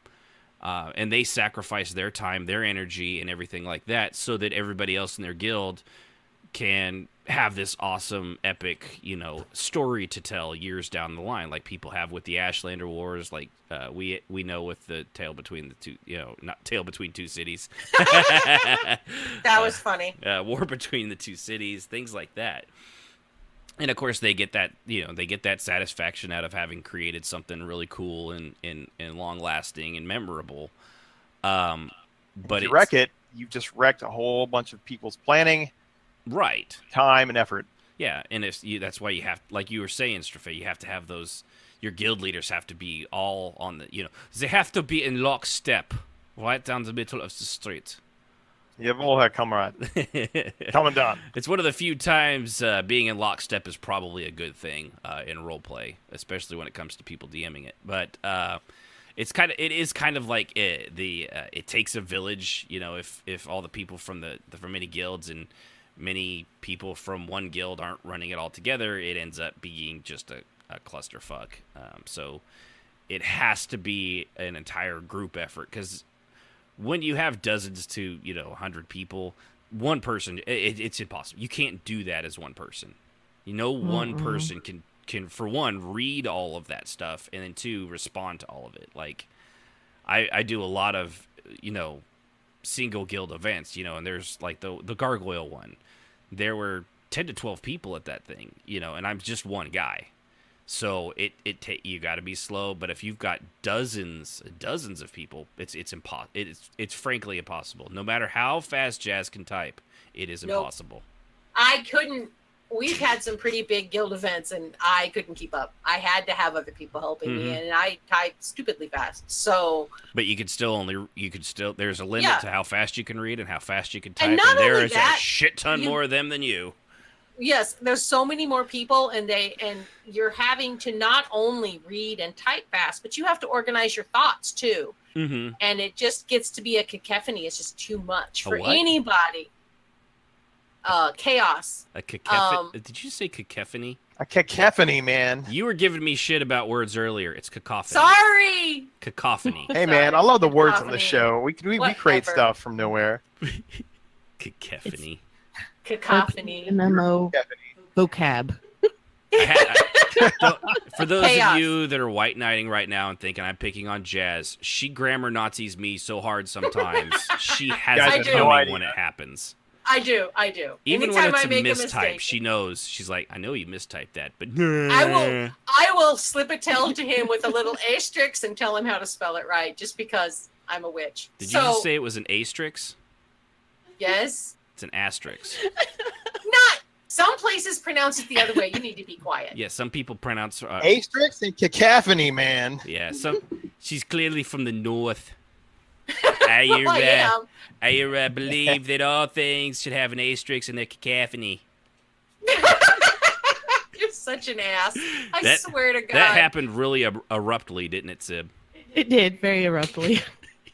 That's our daughter who said that the B in abruptly was silent. Oh, gosh.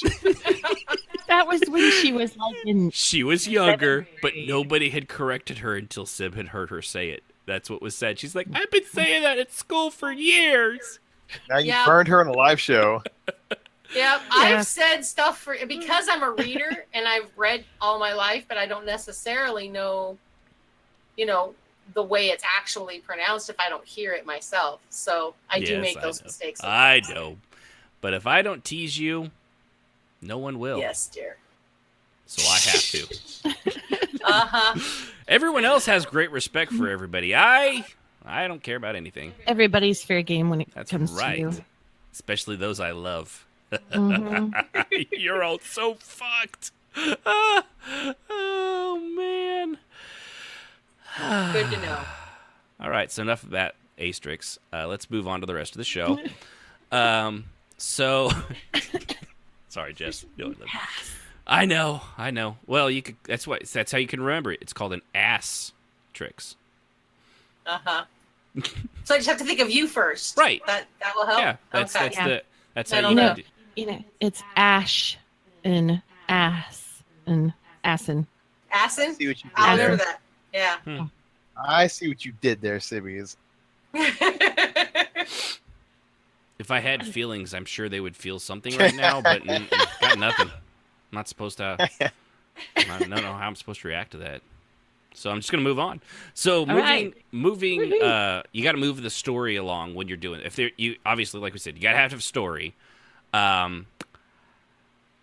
you have to set you have to know how long it should go on. You can't just have like it can't just be completely open ended because this shit has there's a shelf life on these things. Probably depends on the number of people you have involved and like the type of story. Like some stories they could go on for like they can have multiple conflicts like back and forth and things like that. But if there's only like one objective or maybe two, you can't turn this into like a CW superhero show where they only had 2 seasons planned and then they tried to drag it out for 8 and then the last 6 are terrible. You know, you can't do that. You got to you got to stick to the for lack of better, you got to stick to that outline. Yeah.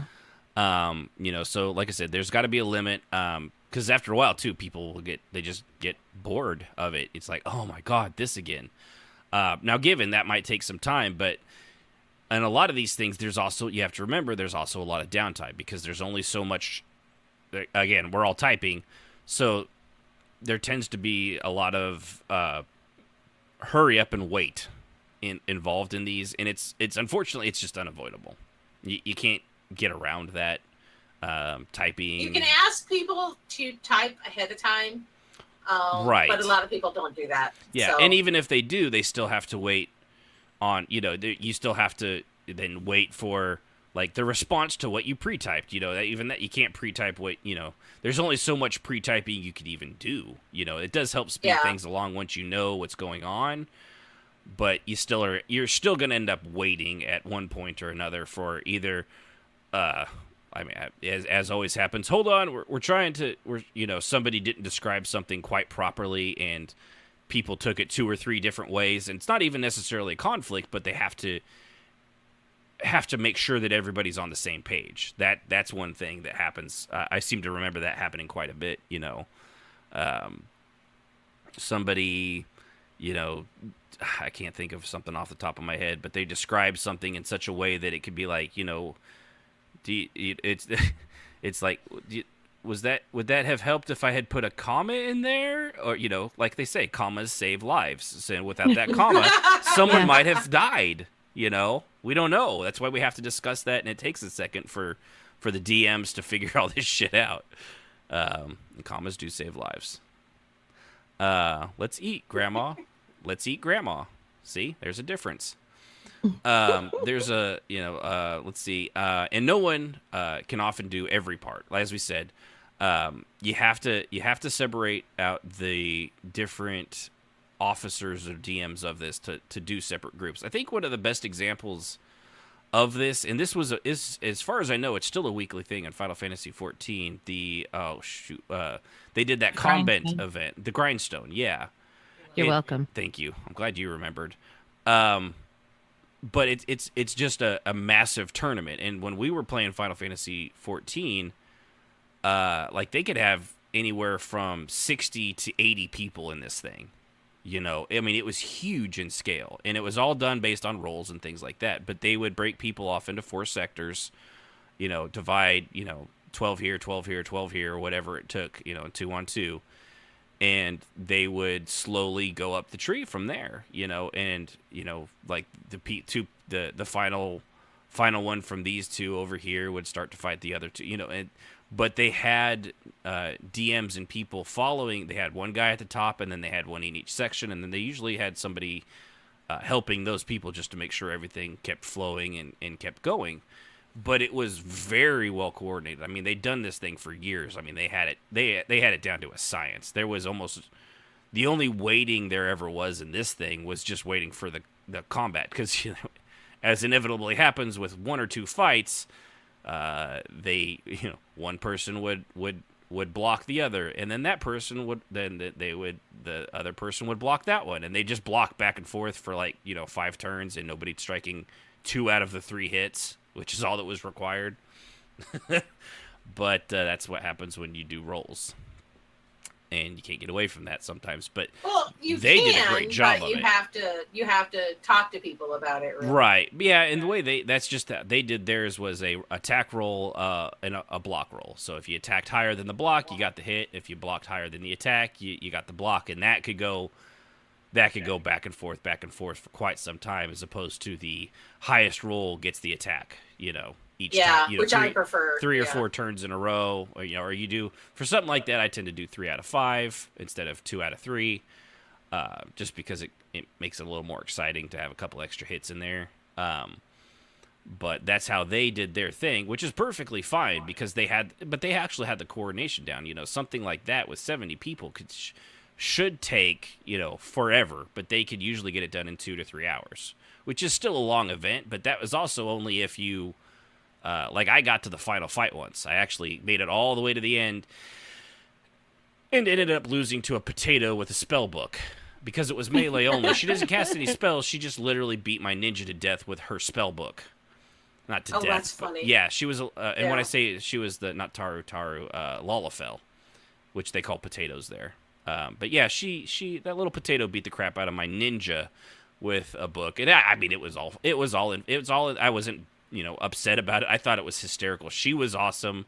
I think her name was Zazu or something like that. I still remember, but she was fucking hilarious because she just came at him like a fucking 3 feet of rage with this massive like Old Testament 1200 AD Bible, just beating the shit out of him left and right because I just couldn't get the rolls and it was hysterical. But like stuff like that, you've got to know how to keep everybody together in a cohesive manner and how long it is you want this shit to go on. I mean, of course, like I was saying with that story too, if you lose, don't throw a fit. It's somebody has to lose these things. There's always a loser. Are we still on 12? Yeah, we're still on 12. Well, I wanted to throw a point in. I was reading through it and I didn't see it on there. You may have it in there, but on moving stuff along, you're gonna have people that can't make it, and you're gonna have to make decisions. Is it in there? I think I thought of it, but I don't think I actually put it down. So no, I'm saying you had a good point. You can't appease everybody. Not everybody will be able to make it. Real life schedules will not allow it. So if you do one of these events, you're just going to have to set the schedule. Set it for the time that most people are available. And unfortunately, some people just can't make that. And they're going to get upset and they're going to get butthurt. But you're just going to have to keep on going with it because you cannot appease everybody. Mm-hmm. Not everybody's schedules are ever going to match up. I mean, just like... Isn't that right, Kishmas? That's right. That's right. And me and Tervis... We get limited role play time because he's in Australia, I'm in America. So it's just we don't, you cannot make everybody's schedule fit. So don't try. No, you'll just make yourself insane. Yeah. Good rule of thumb is if you practice small in guild big events and you get them down pat and you have some friends to help you with it, I think you can move on to these bigger deals. That's a good point too. Yeah, that's what we did. I think that's why we were so much better at it in many ways, is because we practiced on little events all the time. Yeah, the last one I did, Nikki 2, it's like you said, someone's got to lose, somebody's going to win. I knew because I was DMing the event that I was not going to win. I could just choose who I wanted to fail to, and I chose to fail to Natty Flies. She was up on the parapets with a bow, and everybody was failing, and Spider-Man had spidered out and had gone mad. And she was up there with a bow. She put one precise arrow right into his dome, fight over. Yeah, and that's a tune that didn't really get much play, and I thought that'd be cool for her. She's got a story now. Yeah, and that's, and if you're gonna, you're gonna lose. I like to do that sometimes. Like if I know my character's gonna lose in something, I'll just pick whoever does the most awesome, coolest thing, or it seems like that's a reasonable expectation of loss right there. Yeah. Common sense could kind of do that. Like I'm the guy that hits you with a blow dart, or a spit wad in the middle of the forehead, as opposed to the guy that hits you with a lightning bolt. Probably the spit wad's just going to take you out. I mean, it's just that's clearly the only thing that can happen from that. It's called David and Goliath. You have pretty much. No, it was good.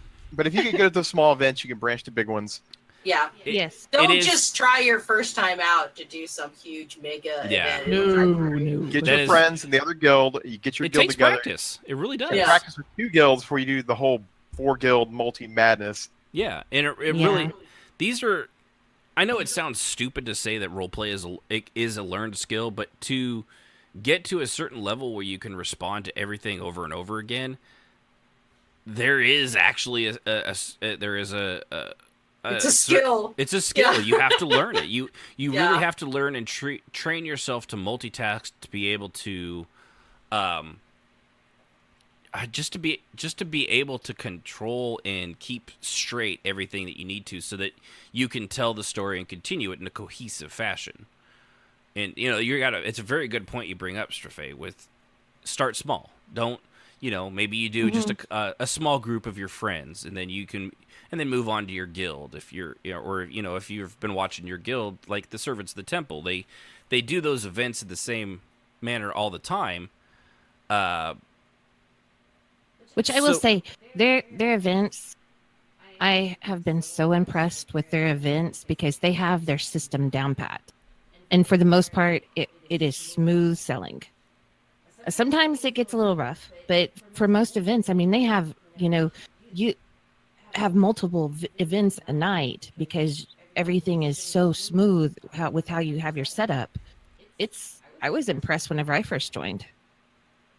I got to get in there and see how cool it is. Yeah, well it's just you start, and you can start to learn how they do it, and then you're like, oh, okay. After a couple of them, you've kind of got the basics of it. Like, oh, I want to, I've seen people that are like, they've never ran. Actually, I think I want to say Travis. So it's the he's the Truth Bob, right? I always get them. Yes. Yeah. Travis is. I know he's some of his first ones were kind of. He's one of my favorites. Yeah. Him and that guy Laz are my favorites. Yeah, and he had. I actually remember when he had done his first one, and that was because he had seen it over and over and over again and participated. So you start to be like, okay, well, this is how these things work. That seems pretty basic, and then you can just go from there. Like I said, it's a learned thing, and not every guild does it the same exact way. But you can kind of learn the ins and outs of each guild and how they do things, how they operate. Like how you learned that that one guild you were in, that you didn't matter. Yeah, you were not allowed to participate. Worthless. You were a wallflower. You were just there for beauty. Yes, and finding that out is absolutely important. Right. So moving this along here, dealing with god modders. That one. It is, like I said, the Crystal of Virginity. It needs to be, God modding is just, in these large scale things, it's just going to happen. Or it's going to attempt to happen. Someone's going to overstep their bounds, or they're not going to get it, or they're, and it's not, I don't mean a simple like, you forgot to use attempt in there. Well, it's implied, sometimes it's just, implied that that's the attempt is in there when you're just trying to write it out in a neat way. But that stuff has to be done on a case-by-case basis, and but in the large-scale stuff, it's just going to happen, and you have to squash it, and you have to have that's where it comes really important that all your DMs and people running it are all on the same page and can all agree, and that's where you have to kind of put like your friendships aside and be able to be like, listen, sorry, but three of the 4 of us voted that you were god modding that, so we're going to have to retcon what you just did.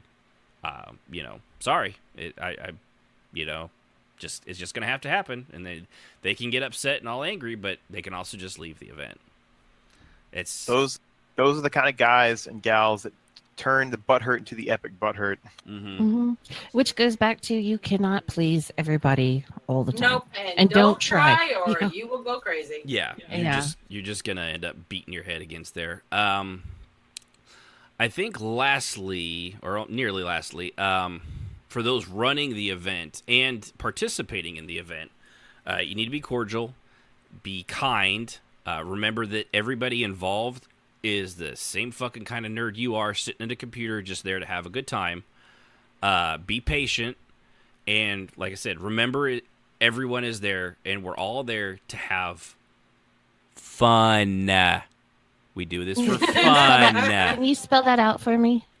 Fune, fun. Nice. The E is silent, right? The E is silent. Woo! What's fun, man? What is this Fune. fun you speak of? But yeah, I mean, just be patient, be kind, understand that, everybody that role plays, this isn't. There's no such thing, as far as I know, in online MMOs as a professional role player.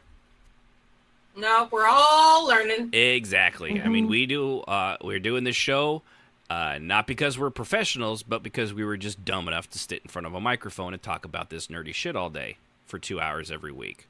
All day. Yeah. All day. Well, we think about it all day. I mean, there's a lot That's more. true. There's a lot more show prep in this than you might think of. Believe it or not. Contrary to what it says, I mean, to get that solid 15 minutes for this 2-hour show, it takes me hours of thinking of it every now and again. You got to try writing one of our outlines, boy. You'll be there a while. Yeah. Yeah. It's not as much fun as you might think. Speaking of I know. us goofs sitting in front of microphones, special thanks to Yunfi for those epic portraits. yeah. man. Yes, I love it. I wanted to say something about that. I was gonna hit that Yeah. at the end, but we'll go ahead and. Sorry, I no, ruined you're it. all right. No, you. Yeah, let's see here. Way to go, Strafe. Yeah, I'm here I to will troll. say, I'll be here all day. I kept thinking about it because I've seen them go through the random Oops, slide wrong on one. the Twitch TV or Twitchcast. Yeah, There's actually the pictures are in there. Yeah, of I Christmas had- and Stray. I had put And them in yeah. there. I saw one roll through and I was like, we need to say something about those. Oh, Thank there's you, Strafe's getting them. Yeah. But yeah, we commissioned two portraits for, and I can't do it now that I'm trying to. For Strafe and Kishmis, I didn't have time to actually add them to the actual thing tonight, but I will have that for the podcast so that they will be behind the three of us in our little cartoony form. So special thanks to you and Faye for doing that. Yes. Unife, you're awesome. Yes. We love you. It's awesome. Give me Marty McFly's headset. I dig it. Yes. And the Mhm. microphone that he was singing into too, and on the stage. Johnny's got to be good, man. That's right. So like I was saying, it's all about fun. Be patient, be cordial, be nice to each other. It's also a massive event with dozens and dozens of people. Not an event for you to show off as I already had this in here, but you and Faye said it too. You're EPing. It's not here to show how you can go Super Saiyan level 2. Just participate in the fucking event. Just Yes. have a good time. Please, Just God. play your character. You don't need to evolve into a higher form in the middle of it and try to show everybody up. But Ashen, but I got to show how edgelordy I am in this event, so everyone can know how cool and mysterious I am. Yeah, you can flip your hair on your own time. Those beautiful golden locks Yeah. on track. You know on what? track. You know what? Put the fedora and the duster aside. Just bring a regular sword. Just have fun. And if you roll poorly, just go with the fact that they just did better than you that time. Just have to You were wear all- that egg with pride. That's right. One of the things I think that I keep telling people about rolling, because I've had a lot of people tell me that they don't think it's fair that they're this raw person that they play and they're big and powerful and they're 500 years old and, they have all these powers. And then this level 2 guy that's just some mage, he gets to come along and kick my ass. That's not fair. And y'all know this because you've heard me say it 1,000 times, but humor me because they haven't. That anyone, if you're in a fight, like physical fight with someone, you can be a martial art raw guy, and this guy with a little tiny penknife can kill you Yeah. if he gets a lucky hit. I referenced the Joker in that episode. That random gangster supposedly killed the Batman in the animated series. Yeah. Great episode. Yeah. Check it I out. mean, and that is so important to it's also, I really, really, really, really, really want people that do big events and people who do fighting things. Yeah. Please, for the love of God, watch some MMA, watch some fighting things. Just watch some anime and stuff like that. You just get Not even creative. anime, because But yeah, anime but I goes mean- on and on and on and on. Right, and on but and I on, mean, like just for 3 things. okay, like the good ones, where Right, they do but I really mean, neat fights. But When you watch like the MMA and you watch boxing and you watch these things, look at how much time is actually going by. oh, very little, How yeah. many times they stop, how long these fights are actually going. Take a lesson in how battle works, so that you understand that most fights last tops 10 minutes. You know, and we are in a fantasy world. That's why I say anime, because, like I said, when you're like that one thing where like attack defense roles where you're just constantly each one's defending each other, that can actually, I mean, it can be drag on a little bit, but if you're actually role playing it well, you can actually make that even constant defenses into interesting combat, because if you've, like I said, if you've watched anime, they can go blow, you know, it's like watching two Jedi fight, for example. They, you know, it's sword clash after sword clash, you know, they attack, they block, they parry. You can make that actually interesting, or you could just make it boring. You know, it's the difference between like the new Jedi fights compared to the original trilogy, where it was just basic like, you know, they were aiming for swords in the air, not aiming for the body of the other person, as opposed to the new fights, which has all the twirling and all that stuff. Empire had a pretty good fight in it. So I was talking more about A New Hope. Between Vader and Obi-Wan, it was literally just two old farts just banging sticks together.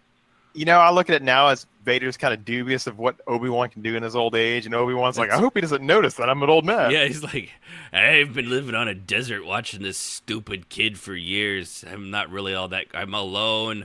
I'm very lonely. I've got barrels of KY jelly. I've a lot of time on my hands.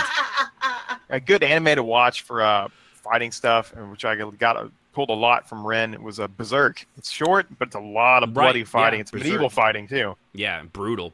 It's brutal, bloody, but it's short and it's to the point. Mm-hmm. It's good reference. Get you where you go. I wanted to make a comment on what Jazz had said.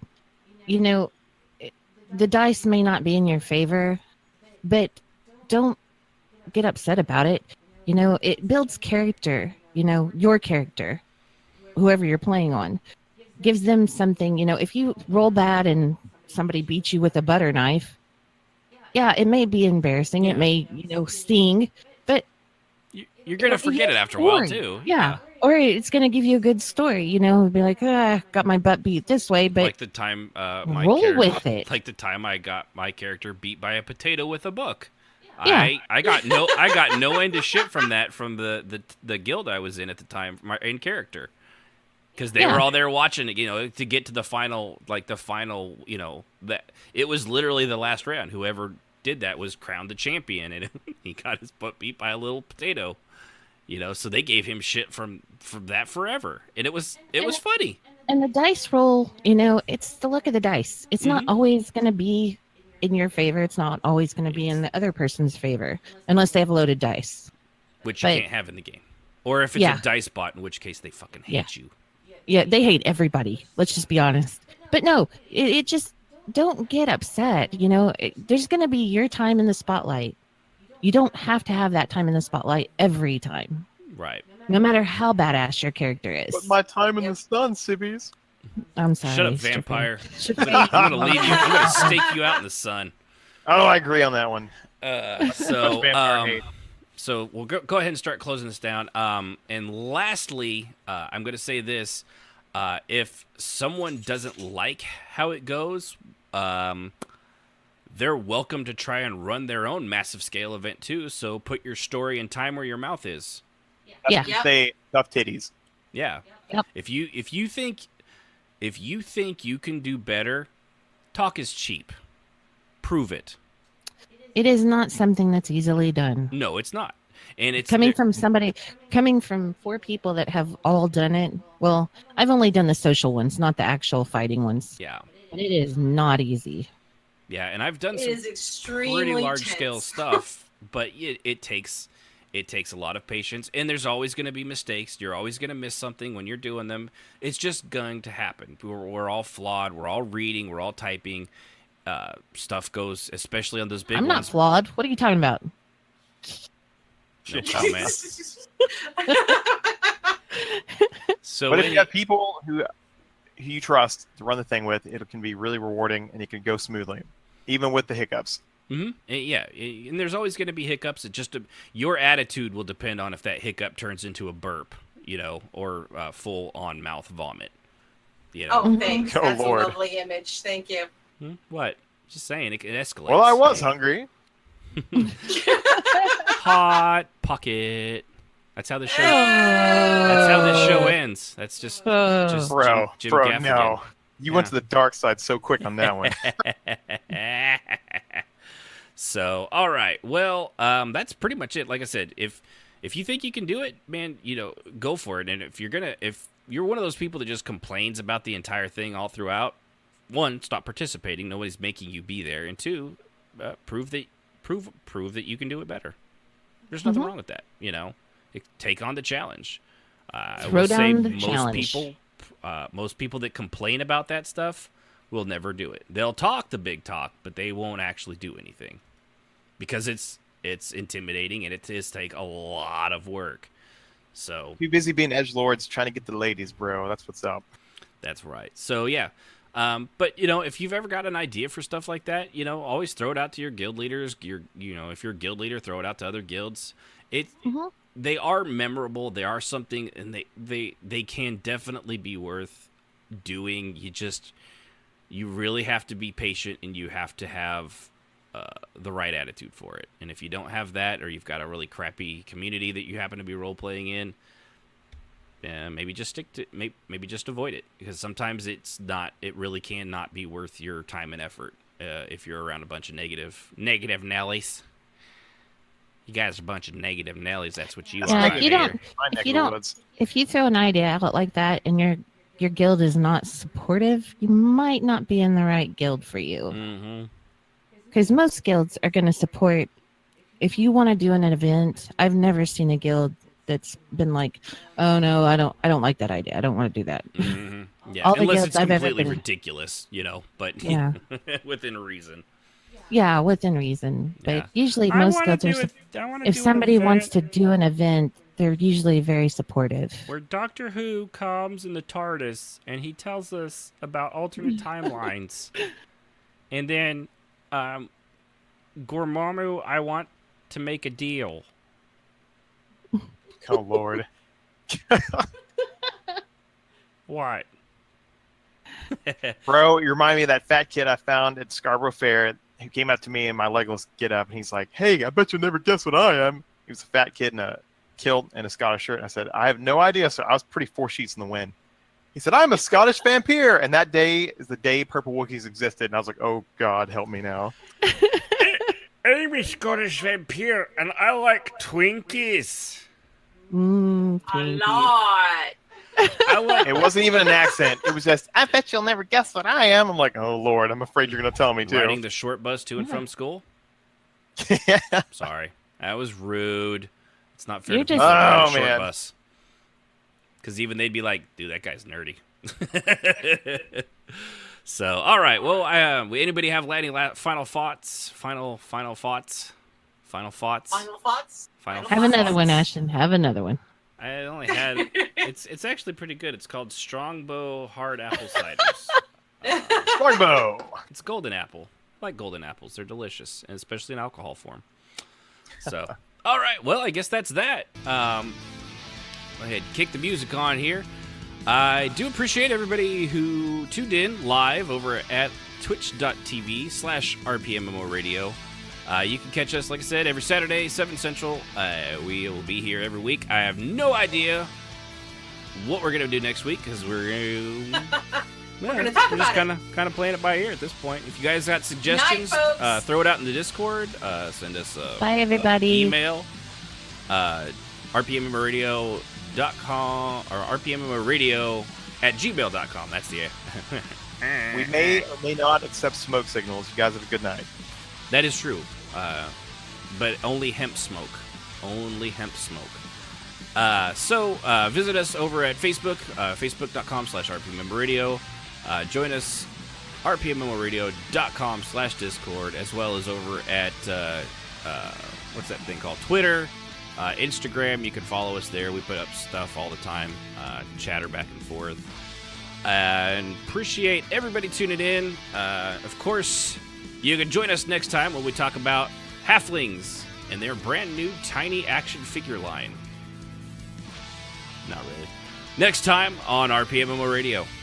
Good night, everybody. The thoughts and opinions of those on RPMMO Radio are just that and should not be taken as the gospel truth. but pretty close to it. Music, as always, is provided by Husky by the Geek. Visit him at youtube.com/huskybythegeek to hear all his great rock covers of video game music and original sounds.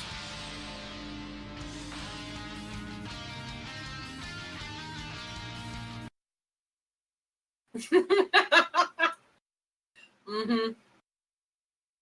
Uh-huh. He's a dead man.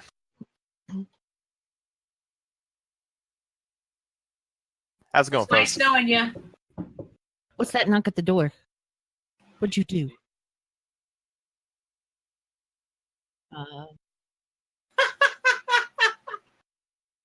You guys are hilarious.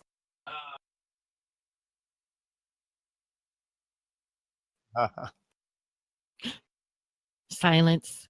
That's like the action after too many shots.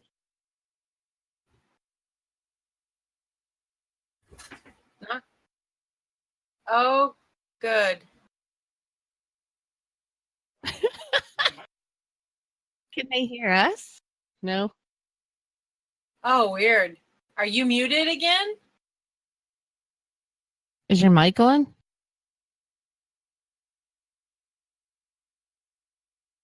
Uh-oh. I hate it when that Well, happens. Let's Nice knowing see. you. Let me-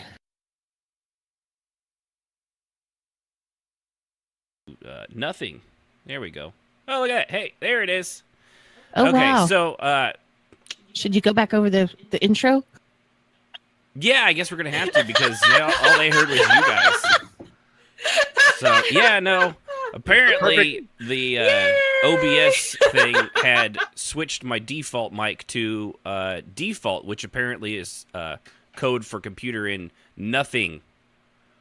So, all right. Perfect opportunity You know to what? write down the intro. All right, so hold on. Jedi mind tricks. You remember nothing. All right, so we'll start the show again. This time with the music and a host that actually can be heard, unlike the rest of you. And then you know what? We might have to put this at the end of the podcast just so people can hear it. So, all right, starting again in 3, 2, 1.